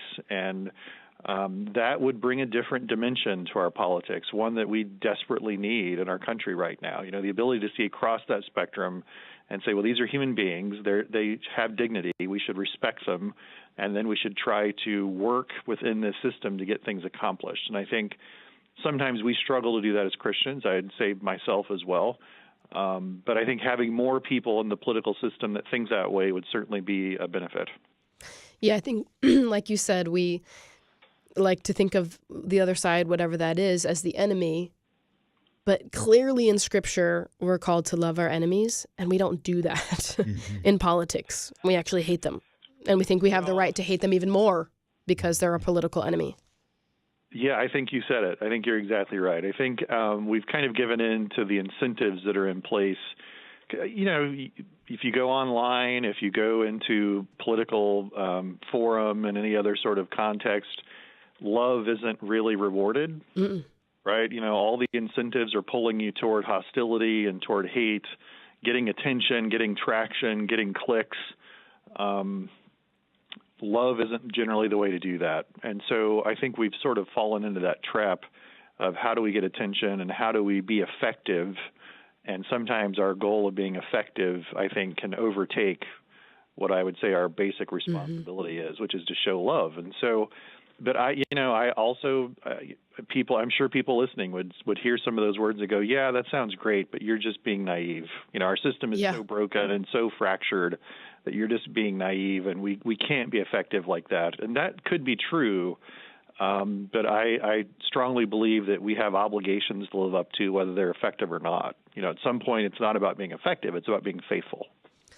How can we, as just a lay Christian, just living our life, working our jobs, not really heavily involved in politics, how can we, day to day, start to love our enemy that's on the political opposite side of us to help start changing this narrative in politics? Yeah, it's a great question. I think two things you can think through here. One is for many of us, a lot of our exchanges now politically take place in a virtual space. And so we're on a social media platform and we just sort of interact that way. And I would really encourage people as they post and as they repost things and as they engage and make comments to think through how to demonstrate love in that process. And again, I know it's difficult and it doesn't come naturally, but guess what? Living the life of Christ isn't natural in that sense. It's sort of becoming more like Him and not like our old selves. And I think if you can show love in those engagements, and sometimes that may just be turning it off. It just may be being done with it. And sometimes it may be, you know, pushing back a little bit, or maybe even being, saying, well, I understand this perspective, but boy, we're lacking some ideals here that maybe we should be implementing. So I think in a social space and a social media space, people really need to think through how they engage and whether they're showing love there. But I think at a more practical level, even than that, we're called to love our neighbors. And that requires that we know them, that we engage them, that we understand who they are. And even if you think of your neighbors as your enemies, and sometimes we do think that way, I think we have to build those relationships regardless. And so one of the things that's lacking in our world is face-to-face contact and strong community connections. And I think Christians, again, can play a very positive role in dealing with some of those problems. Yeah, we should be the example of what it means to love our neighbor, love our enemies, not be the ones that are causing all the strife and tension. We should be the example of how we can love people that are politically opposite than us. I want to get into some more with you about our founding fathers in just a minute, right after this break. During the winter months, the Praise and Worship channel can be like a warm hug for the soul. Even on the dreariest days. So let the music of Praise and Worship channel play. On these cold days, it's our goal to bring the gospel and discipleship to you through music. I want to dance like David. I want a faith like Paul. Online at praiseandworship.org. That's who I praise. A ministry of Moody Radio. You know, you're really not stuck. Really. People think when it comes to paying for health care, they just have to kind of go along with the way it is, no matter how frustrated they are with it. but it's not true. MetaShare has been a huge help to people for 30 years now. And more these days, especially, people are realizing what a great alternative it is. And the difference isn't just the savings, which are huge. It's the whole thing. You're a part of something good. It's a community of people who care for and pray for and encourage each other. You don't have to pay for things you don't believe in either. You're actually sharing. And yeah, back to the savings, often up to $500 a month with MetaShare. The customer service is refreshing too because they're for you. It's just a different way. And even though you might feel stuck with the frustrating status quo, it's not so. You can call them now and start saving and feeling better about how you're doing it too. Here's the number. It's 877-58-BIBLE. That's 877-58-BIBLE. 877-58-BIBLE. Pour another cup of coffee and settle in for engaging, Christ-centered conversations. It's Mornings with Brian on Moody Radio Cleveland. Mornings with Brian. Moody Radio Cleveland. 103.3 at 6 to 9 a.m.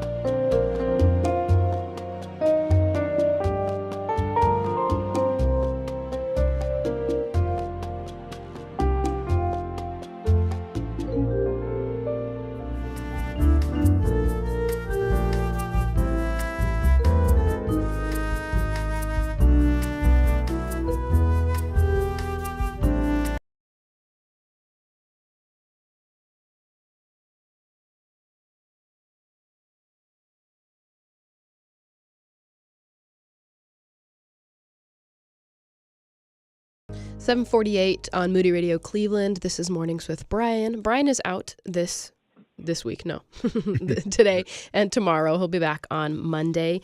We're currently joined by Dr. Mark Caleb Smith of Cedarville. He's the Dean of the School of Arts and Humanities and Professor of Political Science. We've been talking about some books that came out that argue that Christians are good for politics and our society, one of which was an atheist who wrote this. Dr. Smith, what are the values and the qualities in Christians that these authors are saying is good for politics in our society?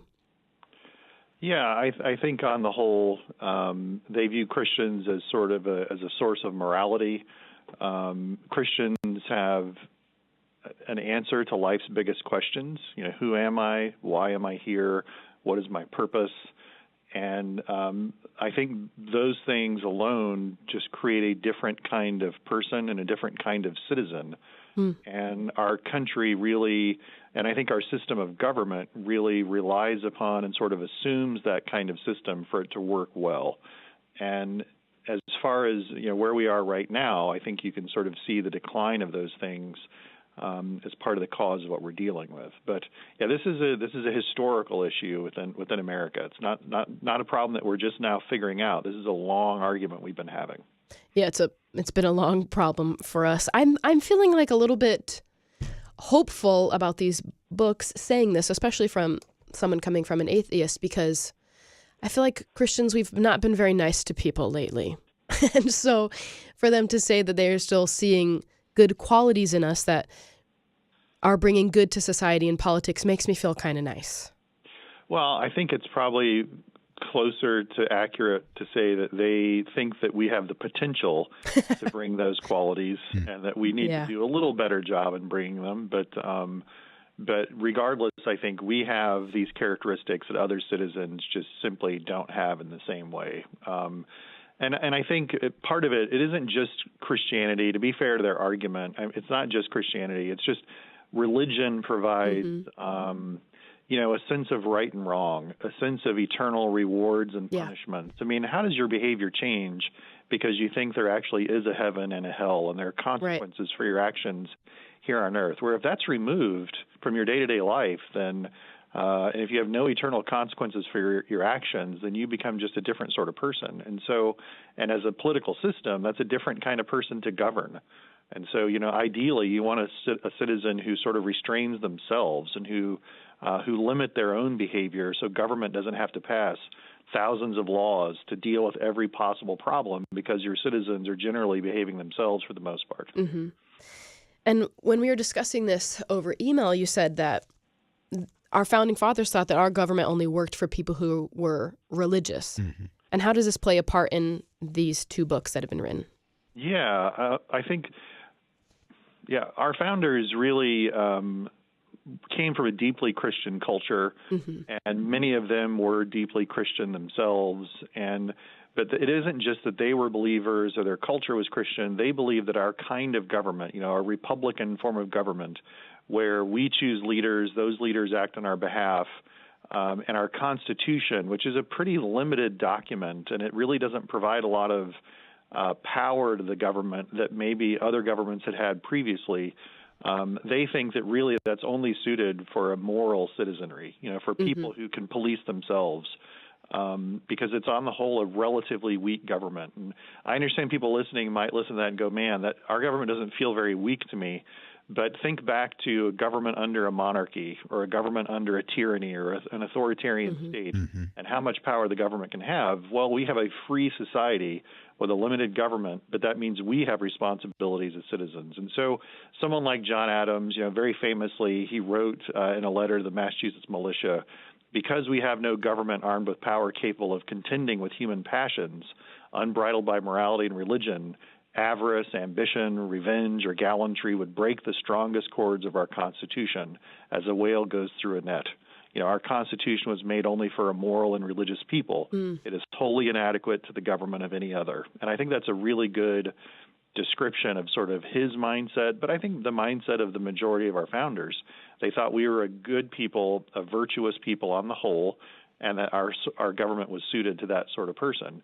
Now I think we're looking at a government that's relatively weak, but we have people who are largely ungovernable. Yeah. And I think that's part of the struggle that we're going through. So our founding fathers were setting it up saying, we're generally good people. We've got good morals. We've got religious people here that want to do good. They want to treat people right. They want the good for the community. And as our society's moved away from religion, the opposite is happening. Now we're being not nice. And we don't want the good for everybody else. We only want the good for ourselves. Yeah, I think that's exactly right. I mean, if you think back to sort of the oldest conceptions of government and education and the state and how they all worked, it was just a really strong government that would create virtuous people. So the government was so heavy-handed and so powerful that it would force you into certain positions as a citizen. Well, our government's a different approach altogether. It's just like, you know what, we're going to give you freedom to, as the Declaration says, to pursue happiness. You pursue happiness, and we're going to step back and give you the space to do that. And I think that's a good form of government. It's a workable form of government, and it's done wonders for our country in many ways. But that freedom, as you said, when people are just looking out for their own interests, when it's really all about fulfilling their own desires and their own needs, that freedom can be abused and that freedom can be destructive, and we end up with a really complicated society where people are really just individualistic instead of community-minded.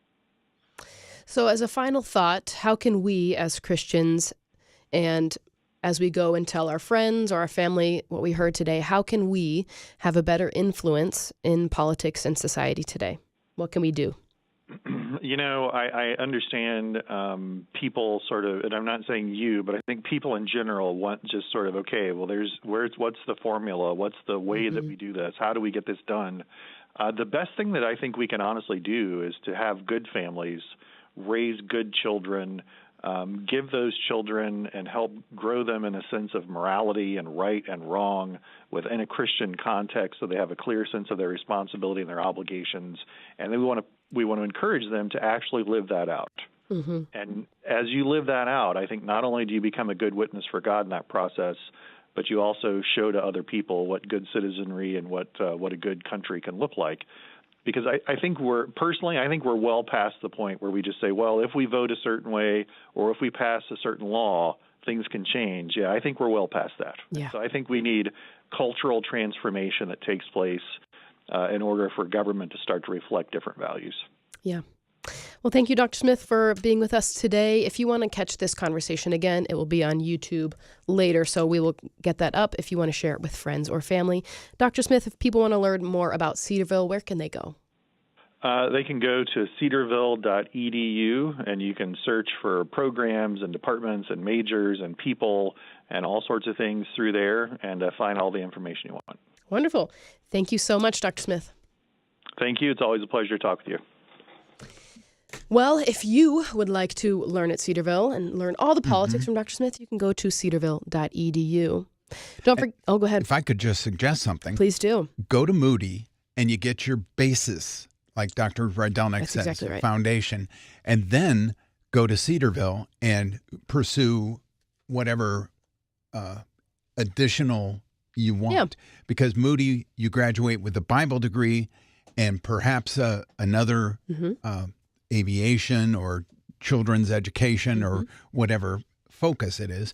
But there are a lot of things that Cedarville will offer that Moody doesn't offer. Yeah. More secular vocational training. So you could do both. You could do both. So you can go to cedarville.edu if you want to learn more about Dr. Smith and his programs. And of course, you can always go to moody.edu to learn more about Moody. Don't forget about the Walkworthy Men's Conference. It's coming up so soon.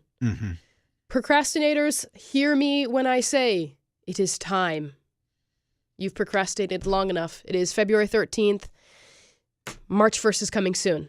Yes, we've sold out the past couple of years. You don't want to miss out on this. No, you want to be a part of this. We have had people, weeping and gnashing of teeth might be a little extreme, but there have been people who missed out and they were sad about it.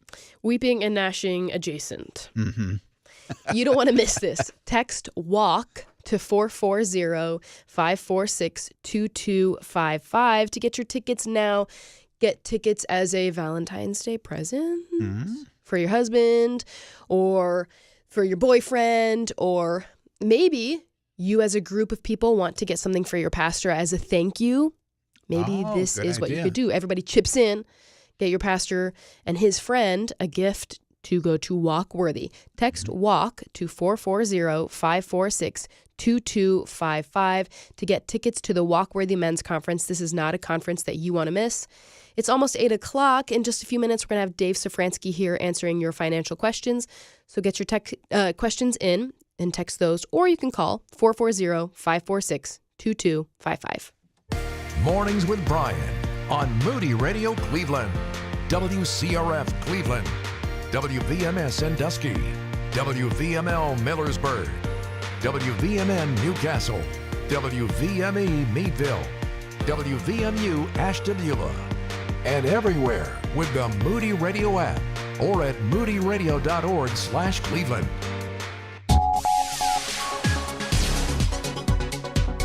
Evacuation warnings are being issued in parts of California scarred by wildfires as a major rainstorm heads to the coast. It's 7:59. I'm Ron Eastwood, Moody Radio News.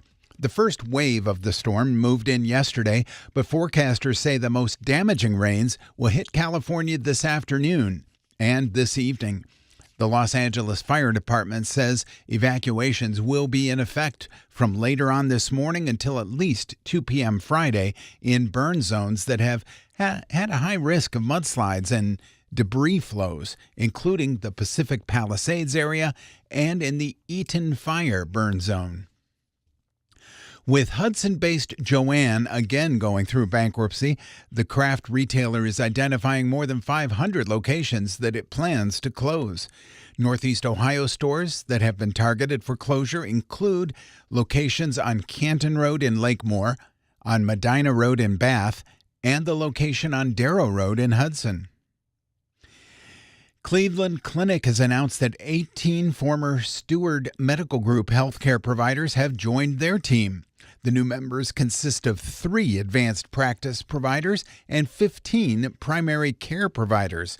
They will see additional patients at new locations in Austintown, Kinsman, and Niles, in addition to the current medical offices in Austintown and Warren. In sports, the Cavaliers are heading into the All-Star break on a high note after blasting the Raptors 131-108. Here's your Moody Radio Cleveland forecast. Mostly cloudy, a chance of rain and snow this morning, then a chance of snow showers this afternoon.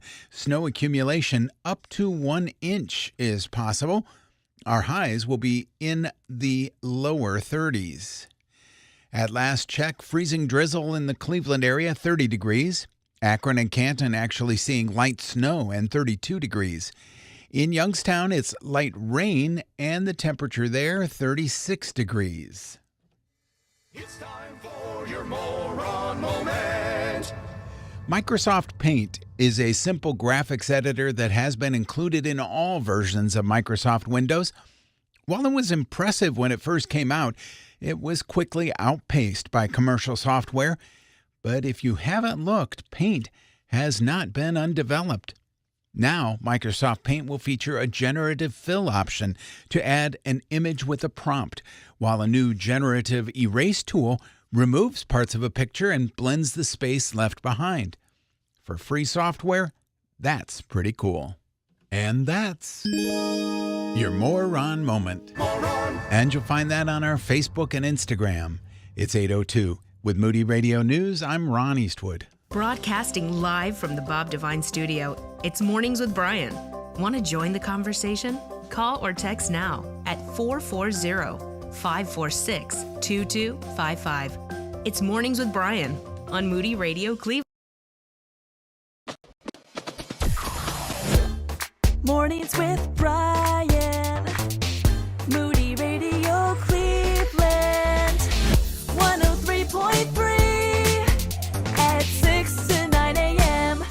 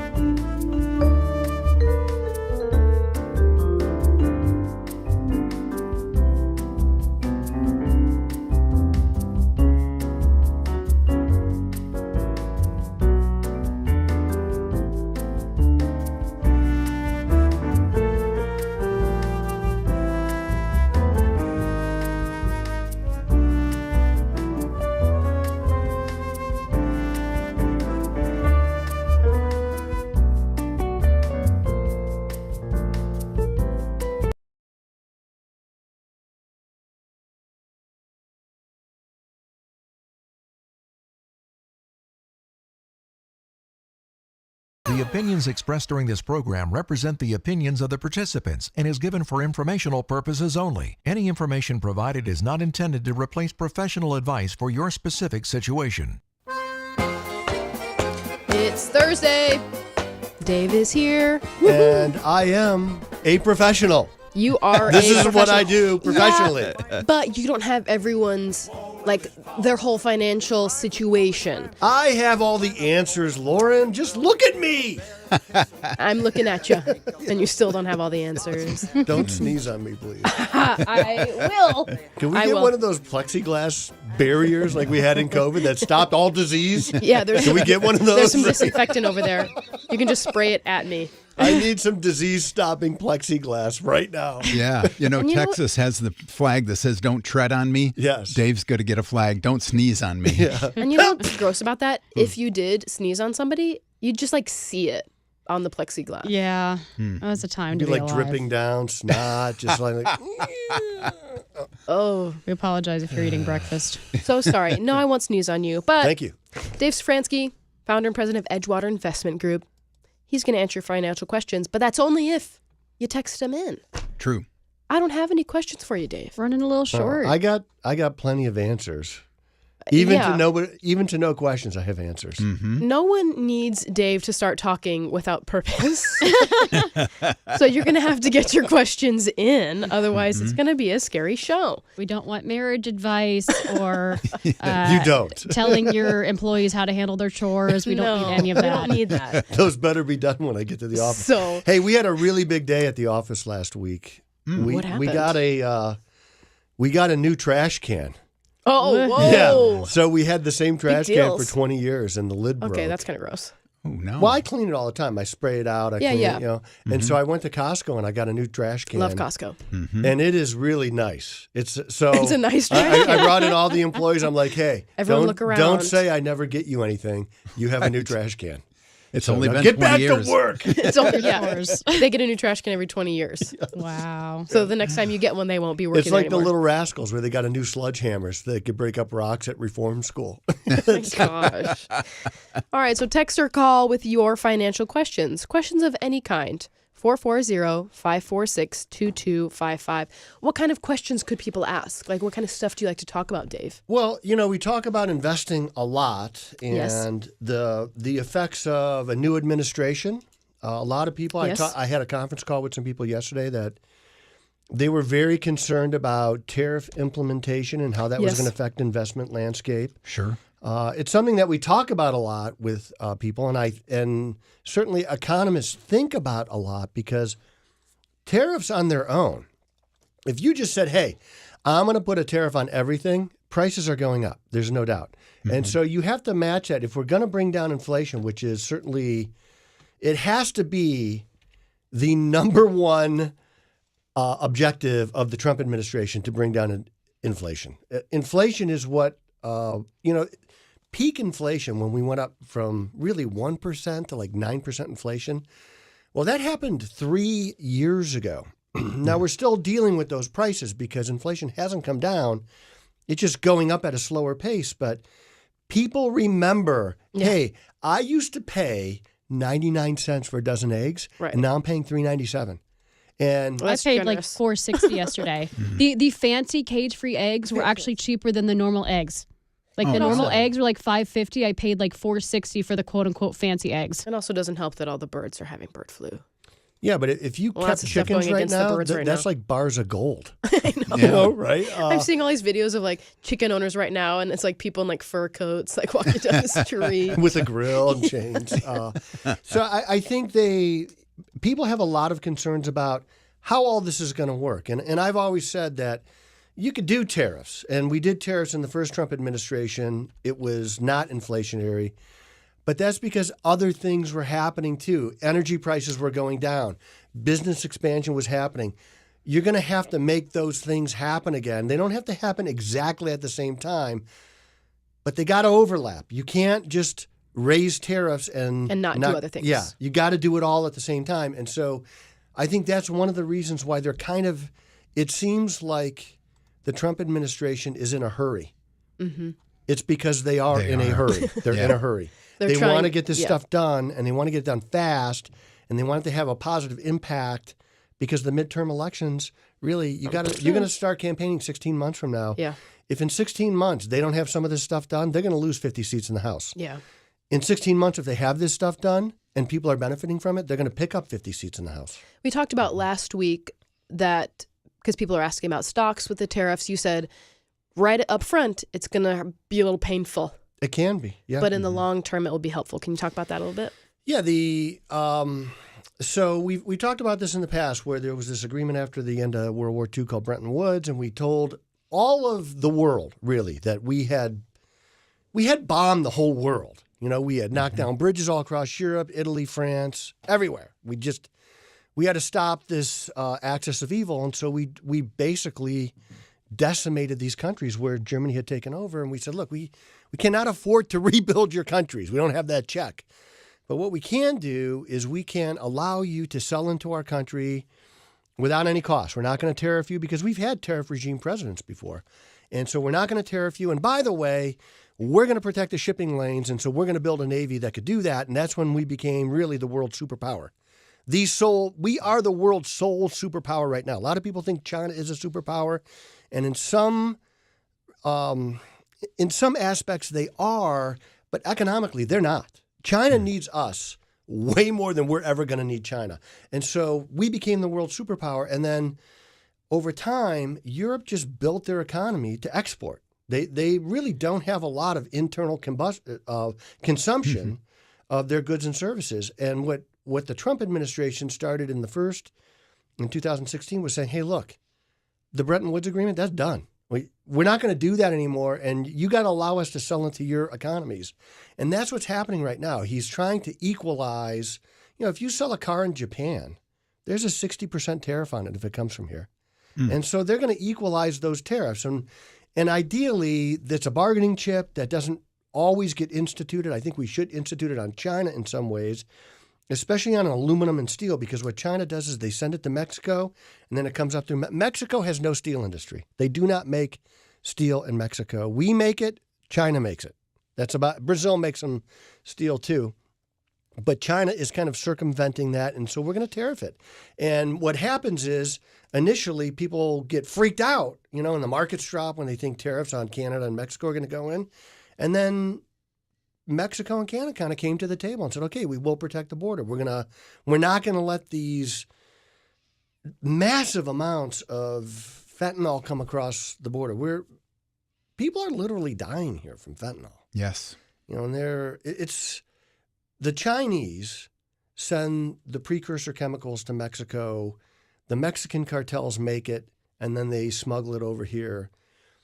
It is a travesty what's going on. And you know, if you've ever been around addiction, realize, okay, it'd be easy to say to somebody, well, just stop doing that. Would you just, well, it's not like that. Yeah. People have a disease. They're addicted. They can't do that. So if you're around addiction and you're saying that, it's not going to do any good.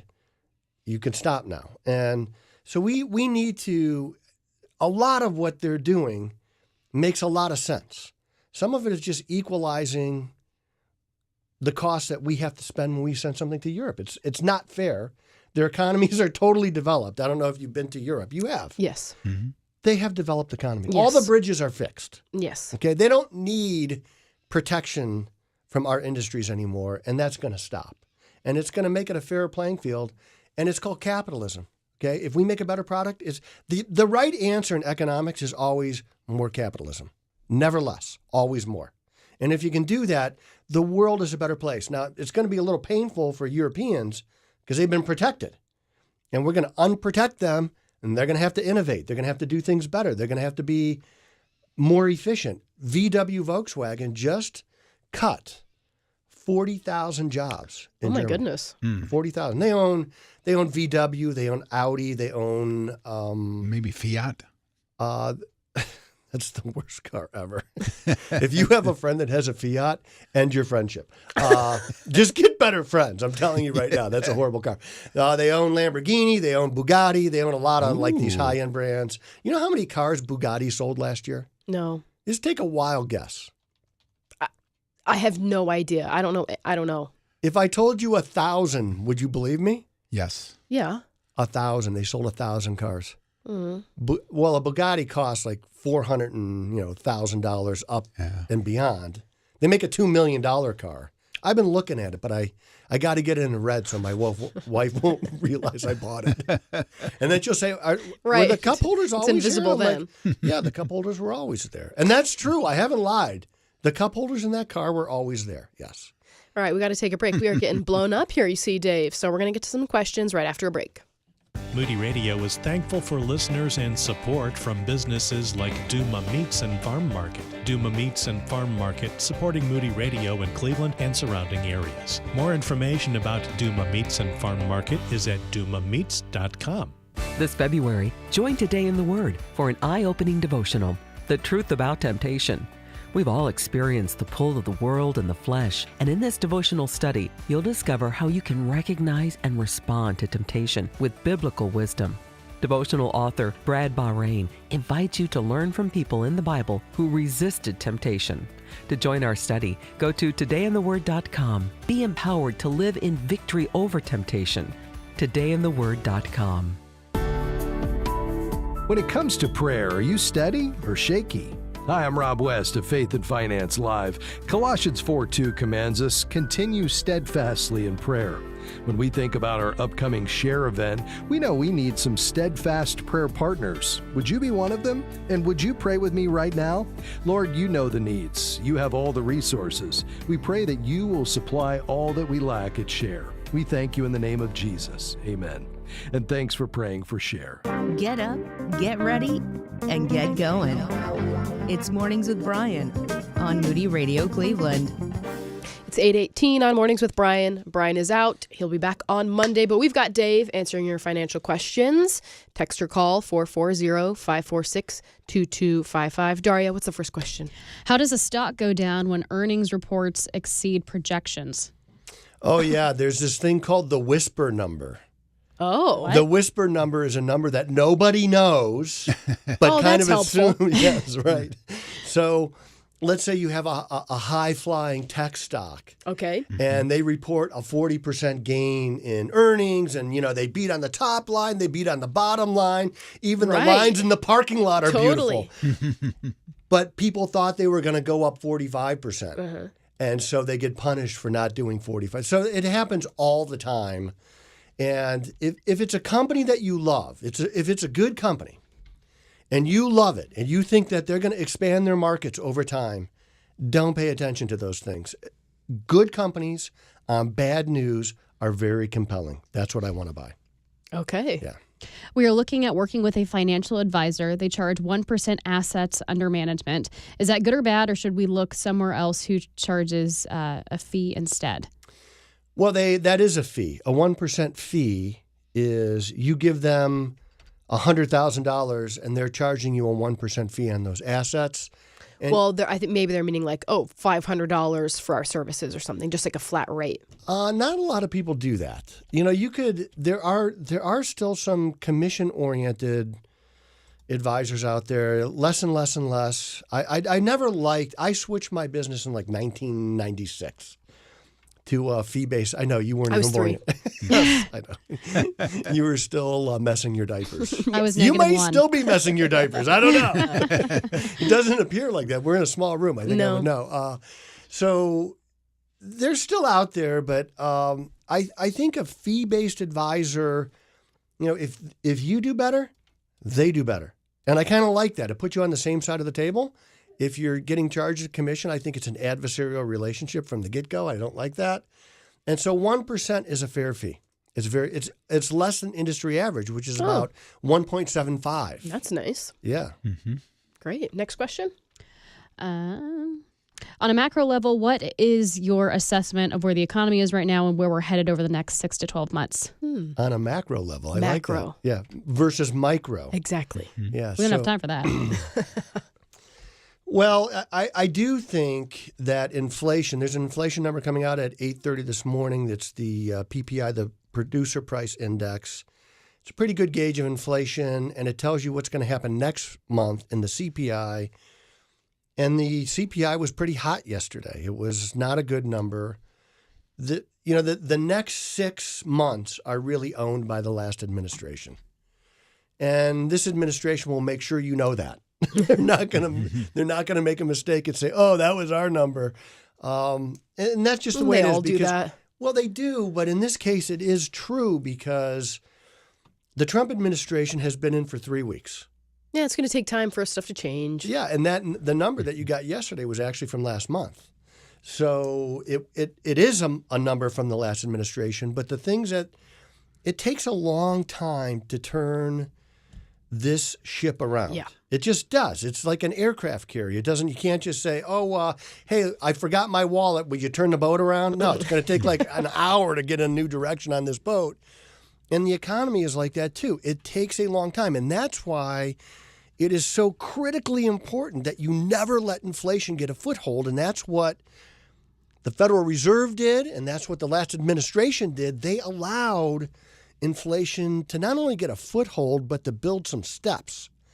And backing that up, getting inflation growth back down to below 2% is a tall order. It takes a lot of work. That's why you can never let it happen. And when the Fed and everybody was saying, well, inflation's just transitory, I'm like, this is going to cost you the election. People are not going to forget this.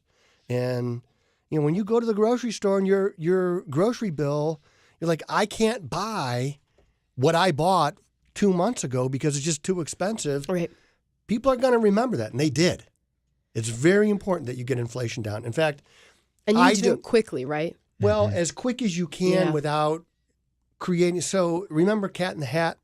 Yes. So they fixed one thing and it created another thing? Mm-hmm. You got to be really careful you don't do those things because with every action, there is a reaction. Is it going to be the one you want? Or is it going to create another problem we got to go solve? So you got to be very careful. But I think they can do it if it's purposeful. I think energy prices are the key to this.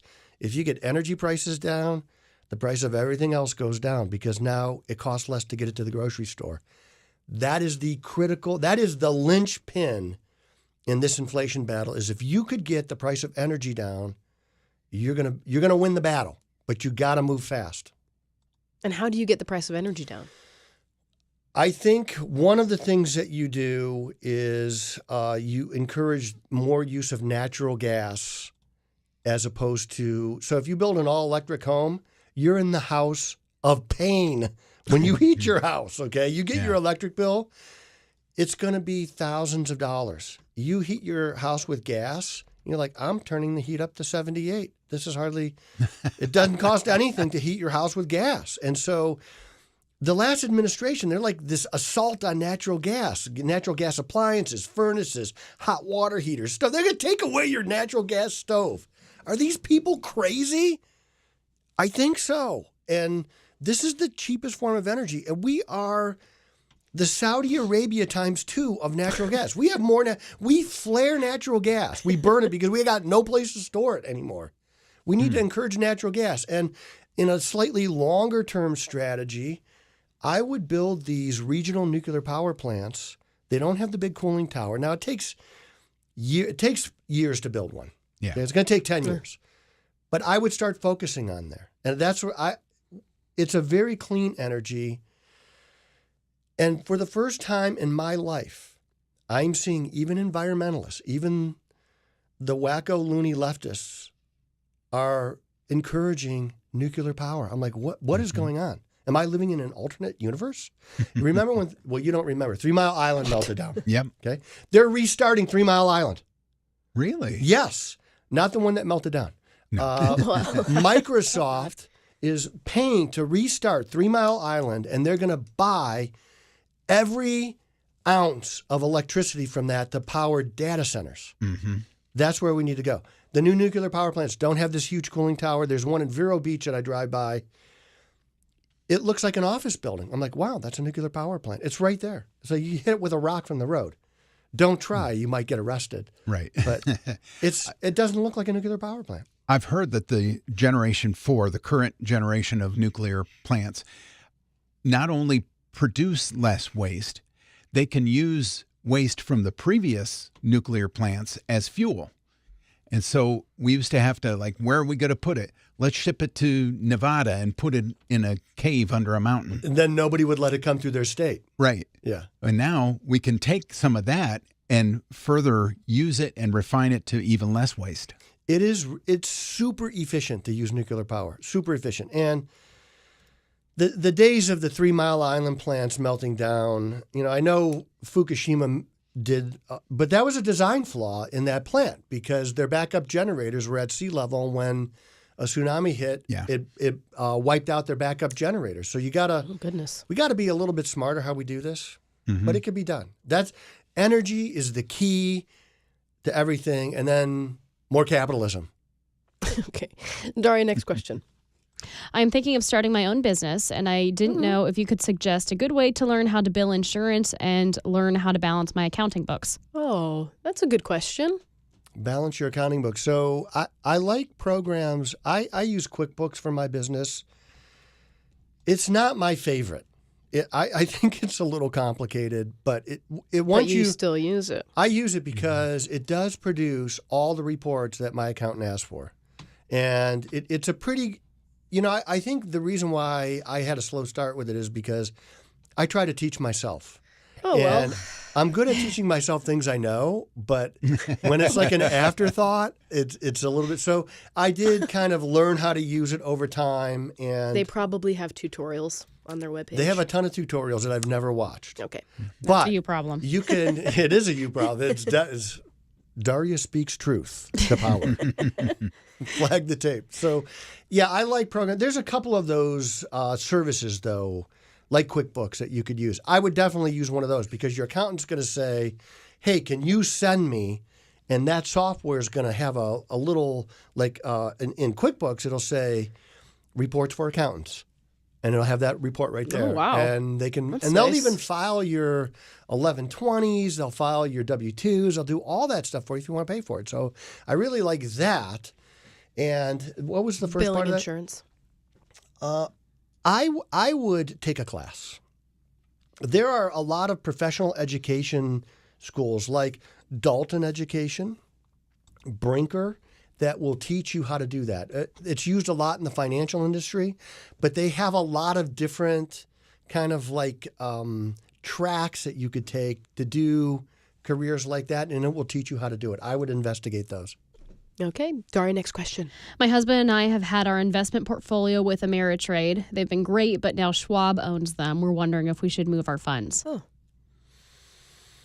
Why does everybody have to own everybody? I loved TD Ameritrade. I loved that company. I really did. They had what I consider to be the absolute best client-facing technology ever in the business. It was easy to use, and even more than that, it was colorful and pretty.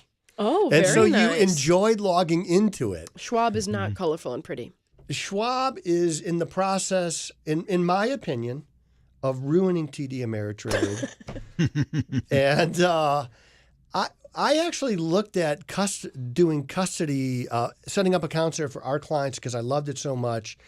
And then they had a problem where they didn't directly own a bank. And when a brokerage firm doesn't directly own a bank, when the pandemic happens, they're forced to sell. And that's why we didn't do it.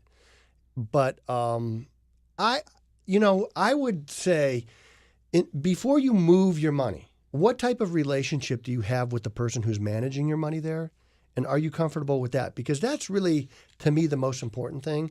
You could have a lot of bad technology. And Schwab is a good company. There's nothing wrong with Schwab. They have a great offering. They're big. They're a behemoth in the space, really. So I don't mind Schwab, but to me, it's more about who are you working with there and do you have a comfort level with them? Great. What happens to a 529 plan if the child dies and has no siblings? You can convert it to a Roth IRA now, at least portions of it. Or you could take the money out and pay tax on the growth and a 10% penalty. But you could, if you have grandkids, you could transfer that. You could also transfer it to your name and use it for education. And probably before you do that, I would sit down with a CPA and just say, what are my options here? Because you might exclude options if you make a choice in the meantime. So I don't want to exclude any options. So before you make a choice of any kind, I would sit down with a CPA and just say, what are my options here, and kind of walk through that. Okay. One quick one, Daria. Do you have a quick one? I want to make sure my wife and children are taken care of in case I pass away. What is the best type of life insurance I should buy? Well, the least expensive kind is term insurance, but it only exists for a term.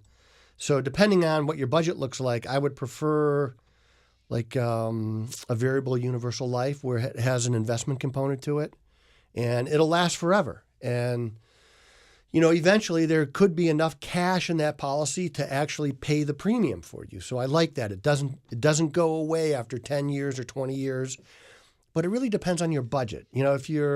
If you're a young family, a single income household, and you got 5 kids, you're probably going to use term right now just to get to a number because you'll get the most face amount for the least amount of money. So it really depends on your budget. Get your financial questions in for Dave Szfranski, founder and president of Edgewater Investment Group. Text or call 440-546-2255. You're really not stuck, really. People think when it comes to paying for health care, they just have to kind of go along with the way it is, no matter how frustrated they are with it. But it's not true. MediShare has been a huge help to people for 30 years now. And more these days, especially, people are realizing what a great alternative it is. And the difference isn't just the savings, which are huge. It's the whole thing. You're a part of something good. It's a community of people who care for and pray for and encourage each other.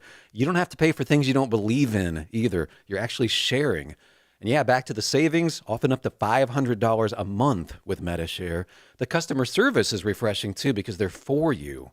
It's just a different way. And even though you might feel stuck with the frustrating status quo, it's not so. You can call them now and start saving and feeling better about how you're doing it too. Here's the number. It's 877-58-BIBLE. That's 877-58-BIBLE. 877-58-BIBLE. And I've always made this promise to Moody listeners. I don't charge anybody to come and see me or to talk to me or anything like that from Moody Radio because a lot of people don't know who to talk to. And so if they call me and talk to me over the phone, I have no skin in the game. I have nothing to gain or to lose by talking to them. I want to make sure people have a place to go. I want to make sure people have a resource to use so that they don't get cheated and robbed and taken advantage of, because I think that Christians should care for Christians. I think that we should reach out to the people who don't know where to go so that they have some place to go. That's what we do. We take care of our own. And his advice here is free as well. It's 8:34. We have Dave Szfranski here answering your financial questions. Got a lot, what? I'm not getting paid for this? No. Oh my gosh! Nobody told me that. Our company is gift enough. You're still waiting for that first check. I thought you guys had my address wrong. Like you hadn't mailed the paycheck out. No. You get nothing. We have a lot of questions to get to, so let's dive in. My husband and I are 38 with 2 kids. We both have 401k, but very little in savings, just enough for an emergency fund. I'm worried we should be investing more, but we don't make much to be able to do so. What should we do? I love this because I can assuage your guilt right now. And I'm going to do this by, look, in financial planning, I consider there to be 5 or 6 pillars of financial planning, and one of them is the emergency fund. And so the emergency fund is about 3 to 6 months of your have-to bills. And when I say have-to, that means if you lost your job and you had no income coming in, these are the things you got to pay.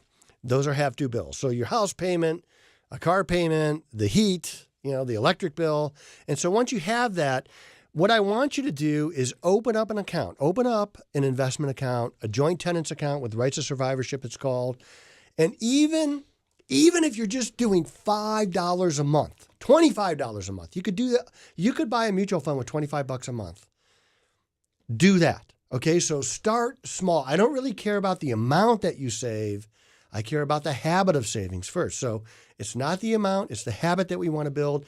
And then over time, you can start saving. It's not too late. You're not going to be eating dog food in retirement. Don't worry. We've got a lot of time and things are going to work out, but we got to get started. That's it. So get started. Okay. We're going to go to Leon in Macedonia. Hey, Leon, what's your question? Yeah, Dave, thanks for taking my call, team. So we have, we're light on our emergency savings right now, but we have invested 529 plans, and we'd like to start contributing more towards other places on a monthly basis. I was just thinking if it was wise, considering that we have more than enough for our family is covering our education expenses, whether it would be wise to consider the 529s after the penalties and taxes as a part of our emergency savings. No, I wouldn't do that. Anything that I got to pay a penalty on or have to, do extraordinary measures to get the money, I'm not going to count that as my emergency fund. Now, if you had a true emergency, and I think back to 2008 where a business owner called me and he said, "Hey, I'm going to go bankrupt." I'm like, whoa. No, you're not. Mm-hmm. You're not doing that. He's like, "Well, I can't pay my bills." I said, "You've got like $1 million on a retirement plan." He goes, "Yeah, but that's for retirement." I said, "Well, in this case, it's for right now." Yeah. And so we're going to take some money out of that. And so if you had a true emergency, I wouldn't care that the money is in the 529. I would use it, but I don't want to do that. I want to have other options. So the first thing that I would do is I would start allocating some money each month to building up your emergency fund. You don't have to have it all at one time. And sometimes when I give people the number that I think their emergency fund would be at, I see like this look of fear and consternation in their eyes. Like, well, we can't do that. I said, well, I know you can't do that right now, but that's our goal. So we're going to work towards it. And we might allocate a little bit more money to that right now than we would other things, but we're going to do a little bit of everything at one time. We're just going to figure out where we kind of focus a little bit more. And for Leon, it would be a little bit more to the emergency fund right now until you get to your number. And then you could feel comfortable. Then you could be a more growth-oriented investor too, because you're not going to come to the investments for money when there's an emergency. So that's why it's got to happen first. What kind of retirement investment would you recommend for somebody who's going to be 54 and has a job and there's no opportunity for an employer match? Assuming that you're going to retire around 65, I would use a Roth IRA even now, even at 54, because you're not going to spend all the money at one time. And the value to a Roth IRA, anything that grows tax deferred and comes out tax free, the value is in longevity. So the longer you have it, the more powerful it is. And they've still got a relatively good amount of time before they retire at 65 or so, or maybe never. There's a movement afoot where people don't retire. I know this sounds weird to people, but they're like, okay, I'm in my highest income earning years, and I'm feeling good. Yeah. I can still get up and go to work. And what am I going to do? Sit around and pick my nose all day? Hopefully not. Could you golf every day for the rest of your life? I'm a golfer. I don't want to golf. I did a golf trip, like a guy's trip, to Arizona one time, and we're golfing 36 holes a day. After the third day, I'm like, you know what? I'm not golfing today. I'm going to get a massage. Okay, so you guys have fun. I don't want to do that every day. I just don't. I'm sure it gets boring. I'm sure it gets boring too. In fact, I'm writing a book, Lauren, called The Sin of Retirement. Really? Yes. When's it coming out? That's soon. Very soon. Oh, really? It'll be out very soon. I think within the next couple of months. We'll see. Yeah. And I have a website that's going to have financial merch on it. Have you bought the domain yet? Yes. Oh, yes. good. Okay, Yeah. good. Okay. And I'm going to have the shirt that says Cussipus. Of course. Mm-hmm. I almost said, a couple weeks ago, Dave was trying to say, I can't even know what the... Cusp and precipice. Cusp and precipice. Yes. But he merged them and said, it's on the cussipus. I'm inventing things on the fly. And I'm not kidding you. Maybe it was 2 days ago. I was at home and I said, well, I'm on the cussipus of this. And it has just entered my vocabulary. I've just accepted it as a new word. I'm basically part of your DNA. Oh, I don't know about that. Things are about to get better for you. Your thoughts are becoming my thoughts is what's happening. Aww. No. No? It's not a good situation. Okay. Sorry. I'm sorry then. So you have your website with Cussipus. It's going to have... And you have a book about retirement. Yeah, The Sin of Retirement. And I'm going to have a shirt that says More Capitalism. And that's it? That's all it's I gonna love say? stepped up basis. Oh, okay. Yeah, more capitalism. What That's could be it. better? That's the sentence. Okay. Lauren, in a world where you could be anything, in a world where you could be anything, be a free market capitalist. And that's what you say. Yes. Mm-hmm. Why did Dave choose the nickname Armando instead of a different one? Oh, wow. Why do you got to judge Why? me? Why okay? couldn't you? Why didn't you choose like Leonardo? Yeah. It's just where I was. It reminds me one time my kid It's just comes what home came from to school, mind. and we sit down at the dinner table, and he gives us his report card, and he says, "I got a B+ in English." I'm like, "How do we get this to an A?" Sure. And my wife slapped me. She's like, "David, it's a B+. Come on." Look, it's Armando, all right? That's what it is. It's just what came Live to your with it. mind. If it's hard for you to deal with this, I can't help you. If you were to pick a name today, what would it be? Armando. Still Armando? Yeah. Ron, what would you choose? Ramon. That was a name I got in Spanish class in high school. I was wondering about that. Daria, what would you Ramon. choose? I have no clue. You don't need to choose a name. No one else is going to have the name Daria at a Starbucks. Probably not. I actually have met a few throughout my life, scattered here and there. And that's so nice. I don't know if I believe it right now, but okay. Daria, What about you? What Lauren? would I choose? Yeah. Colleen. It's not as normal as Lauren. Okay, so I'm going to assign a nickname. Okay. Because I don't like yours. Okay. You don't like Colleen. No. Okay. It's not that I don't like it. It's just it not- doesn't serve the Okay. purpose. Okay. Sure. The purpose is people look at me and say, Armando, I'm giving you Gertrude. Now we're gonna call you Myrtle. We're gonna call you Gertie. Oh. Okay. So it's I all don't it's like cutesy. that. Gertie. That's So Gertrude. I'm I not don't think sure Gertie is cuter than Gertrude. But when you go to Starbucks and they're like, what's Order your for drink? Gertie. Exactly. No one else is going to say, oh, is that you? I thought it was me. No one's going to say that, Gertie. So it's official. Okay, Gertrude. Gertrude. Armando and Gertrude. Yes. Find us at Starbucks. Oh, boy. Daria, what's the next question? I'm a bivocational pastor with 5 children. We receive SNAP and the Cleveland Scholarship for schools, as well as other grants because of our low income, hovering around $45,000 annually. My wife also works 2 part-time jobs. She's considering getting a full-time job that would pay better. How do we transition off government benefits and the subsequent grants because of the bump in our income?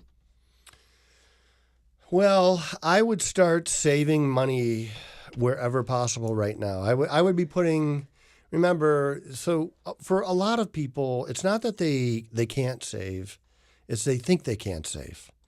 And so and I don't want to minimize what they're going through, but it's a mindset in a way. So you start with $5 a week. You're going to save. You're going to put it away. I know that sounds small, but we're building a habit, and the habit of savings is more important than the amount of savings at first. And I want to start saving, and I would be patient with myself in this. You know, you don't come off of government benefits all at one time, and so it would shock me if you were to come off of. Sometimes they scale you back, or the benefit is cut down a little bit over time. And I would be preparing for that with savings. And as your wife earns more income, I would continue living off the income that you have right now because you're doing it right now. And so whatever that income is, minus any government benefits that are removed, that's what you're going to live on. You're not going to upgrade your life.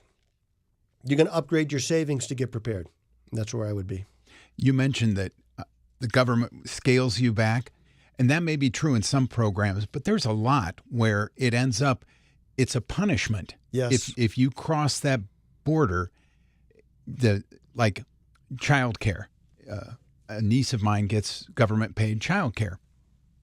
If she made enough money to cross that line, she would lose the childcare, and that would put her off in a worse condition. So the government is encouraging you not to better your life because they will punish you for doing that. So if I see this all the time around election time. There's going to be a parent of 5 kids on the news. They're in front of a fast food restaurant, and they say, I work full time here, and I can't feed my family on this. And you were never meant to. Okay, so what they're disincentivizing you from is they're disincentivizing you from getting just a slightly better paying job. Right. What we want to do is I would, if it made sense, if So many times these government programs get abused, not necessarily by the people that are using them, but by the people that are administrating them, where they give you a false hope of some kind of education that you're getting that's costing the government $50,000 a year. What they're incentivizing you to do is get educated.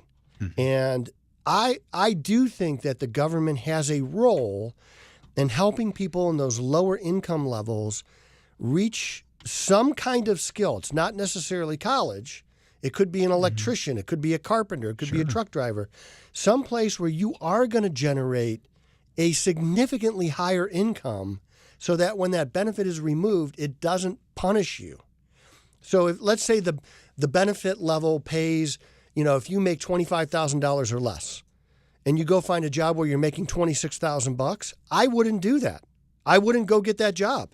Right. I would stay below the limit because the extra $1,000 is going to cost me $10,000. So I got to find a skill that's going to pay me $80,000, which sounds like a lot of money, but it's not in today's economy. It's just not a lot of money.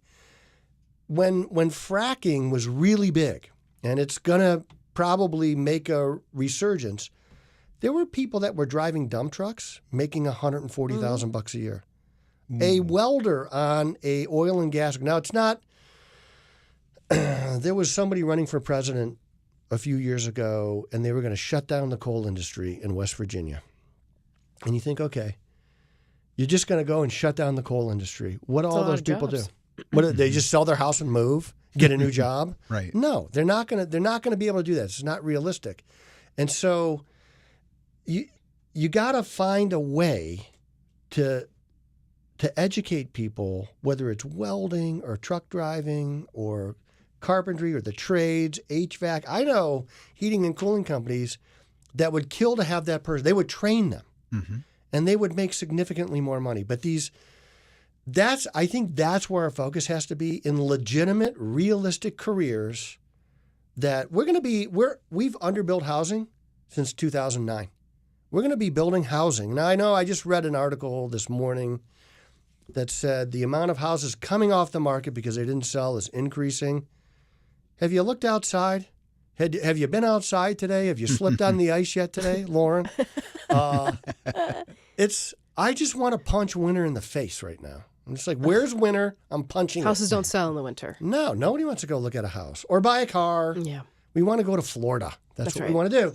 And so it doesn't surprise me, but we're going to be building houses. So there's a lot of jobs out there, but we got to make a commitment to get people trained. It's just where we're at. And those fast food restaurant jobs, somebody handing you your donut and a $6 cup of coffee, that's a teenager job. That's what it is.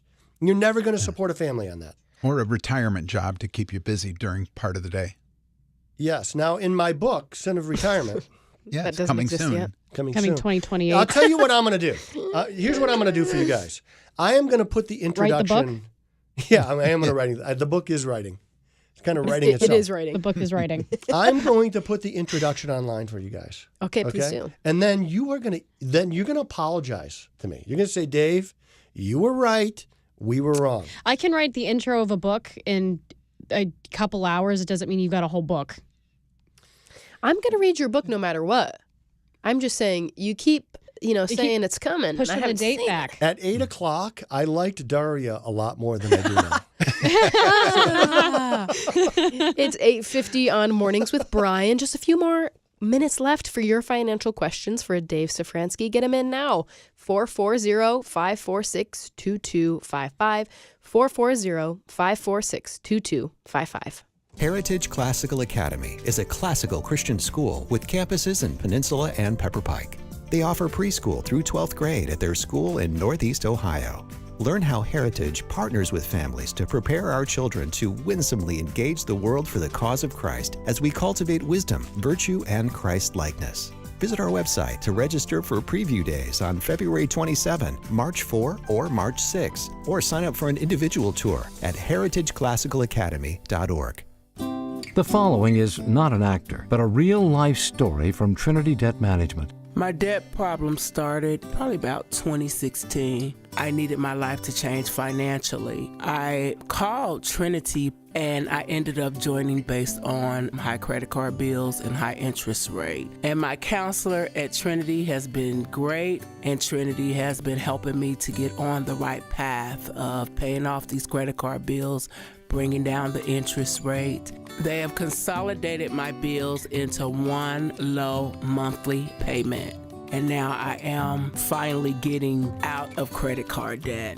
So I just want to say thank you, Trinity, for showing me a better and greater path. If you're in debt and you need help, call Trinity at 1-800-659-9838. My name is Sharon, and soon I will be debt-free for keeps. 1-800-659-9838.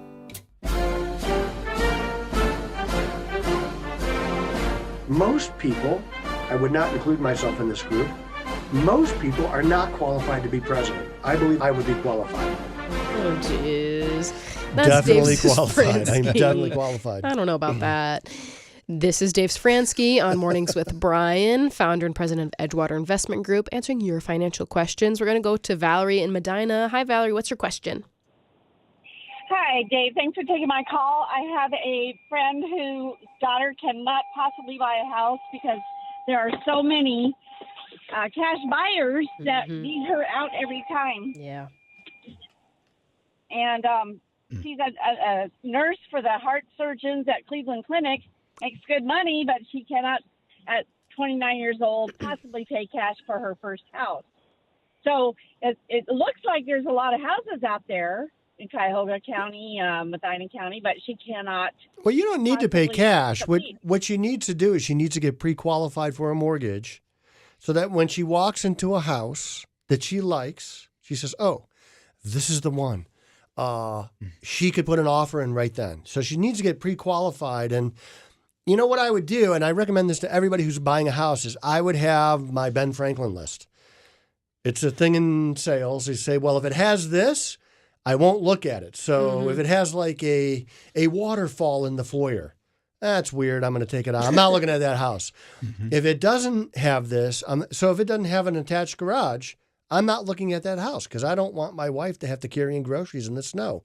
You know, especially as like I'm watching her from the living room window next to the fire helping, drinking right. tea. Yeah, not helping. I'm like, she looks really cold. and she better get those groceries in because I'm also hungry and start dinner. Get an attached garage. Yeah, get an attached. So, you know, you find out what you really like. No house is ever going to be perfect. I built a house and it wasn't perfect. And that was all on me, right? So, yeah, you get something and you get as close as you can. You're like, bam, I'm putting in an offer. And because the buyer doesn't care if you're paying cash or getting a mortgage. They get paid either way. Well, I have seen my sisters trying to buy a house, and they've seen also that cash buyers are coming in and people are just going with that offer first because it's cash. We actually lost out on a bid for a house because we had an FHA loan. Our offer was like $10,000 more than the one they ended up taking because the buyer did not want to deal with our type of loan. Well, they didn't want to do an inspection. That's right. So if somebody comes in and says all cash, quick close, no inspection, I'm like, that's hard to pass up. So you can say, though, I'm going to get a loan, but we're not going to do an inspection. I'm going to be responsible for everything. But what you do is you have a home inspector go in and you say, this is what you're up against. You're going to. So you know. Yeah, so you know. You can quantify. But you're not going to hold it against the seller is what you're saying. Exactly right. You're not going to have them fix anything or do anything. Like the basement walls collapsing. Oh. Well, that's going to be $10,000. Are you ready for that? Right. I don't know that, if it was your first house, I don't know if I would do that on my first house. But if it's easily fixable, because that is easily fixable, you just got to dig it up. You got to kind of reset that wall, maybe even rebuild it. And it doesn't sound easy to me. It's not easy, but for people who do it for a living, it's pretty quick. It takes a couple of days, right? In the right weather, not this weather. Everything's covered in ice. It's like everything has ice on it. I'm just sick of ice. So what can you do if you can't pay cash? How can you sweeten a deal to get a seller to sell to you? Money. So you're going to have to make a bigger offer. Well, if you have a loan, if you're pre-qualified for a loan and they know that, I would tell them that. Oh, by the way, I'm pre-qualified, so if I like the house, I'm going to put an ready to offer. go. Yeah, I'll put an offer in today. And if they can tell you, well, there's multiple offers and some of them are cash with no inspection, you could say, I'll go no inspection. But I would still inspect the house. I just wouldn't require them to pay for anything. What's the next question, Daria? What kind of retirement investment would you recommend for somebody who is going to be 54 and has a job where there is no opportunity for the employer to match 401k? We have a house and a car payment, no credit card debt, and have at least 6 months savings. We're finally at a point that we really need to focus on putting more away for retirement for myself.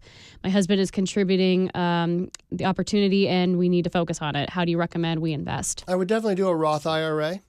And then after you've funded your Roth, because you could do $8,000, you get a $1,000 bump because you're over the age of 50. And at 45-ish, I don't get that. So happy birthday to Mayor Phil. I asked him how old he was, and he said 35-ish. Yay, Mayor Phil! Good for him. Ish. We had lunch at a buffet last week in Amish store, and I think they asked us to leave after our 9th plate. So it's like, you guys, you got to go. Buffet's over. Wait a minute. I need to take a nap first. I've eaten a gallon of gravy. I would do a Roth first, and I'd max that out, and then I would go to a joint tenants with rights of survivorship portfolio, just an account that you invest in. Okay. Next question. I'm self-employed, owner and operator of a 3-employee business, looking into short-term and long-term accidental and disability insurance. Is that vehicle best found through a financial advisor in their company, or is there a company that specializes in that I should look into? Some financial advisors would help you with that, but I would talk to your property and casualty guy first.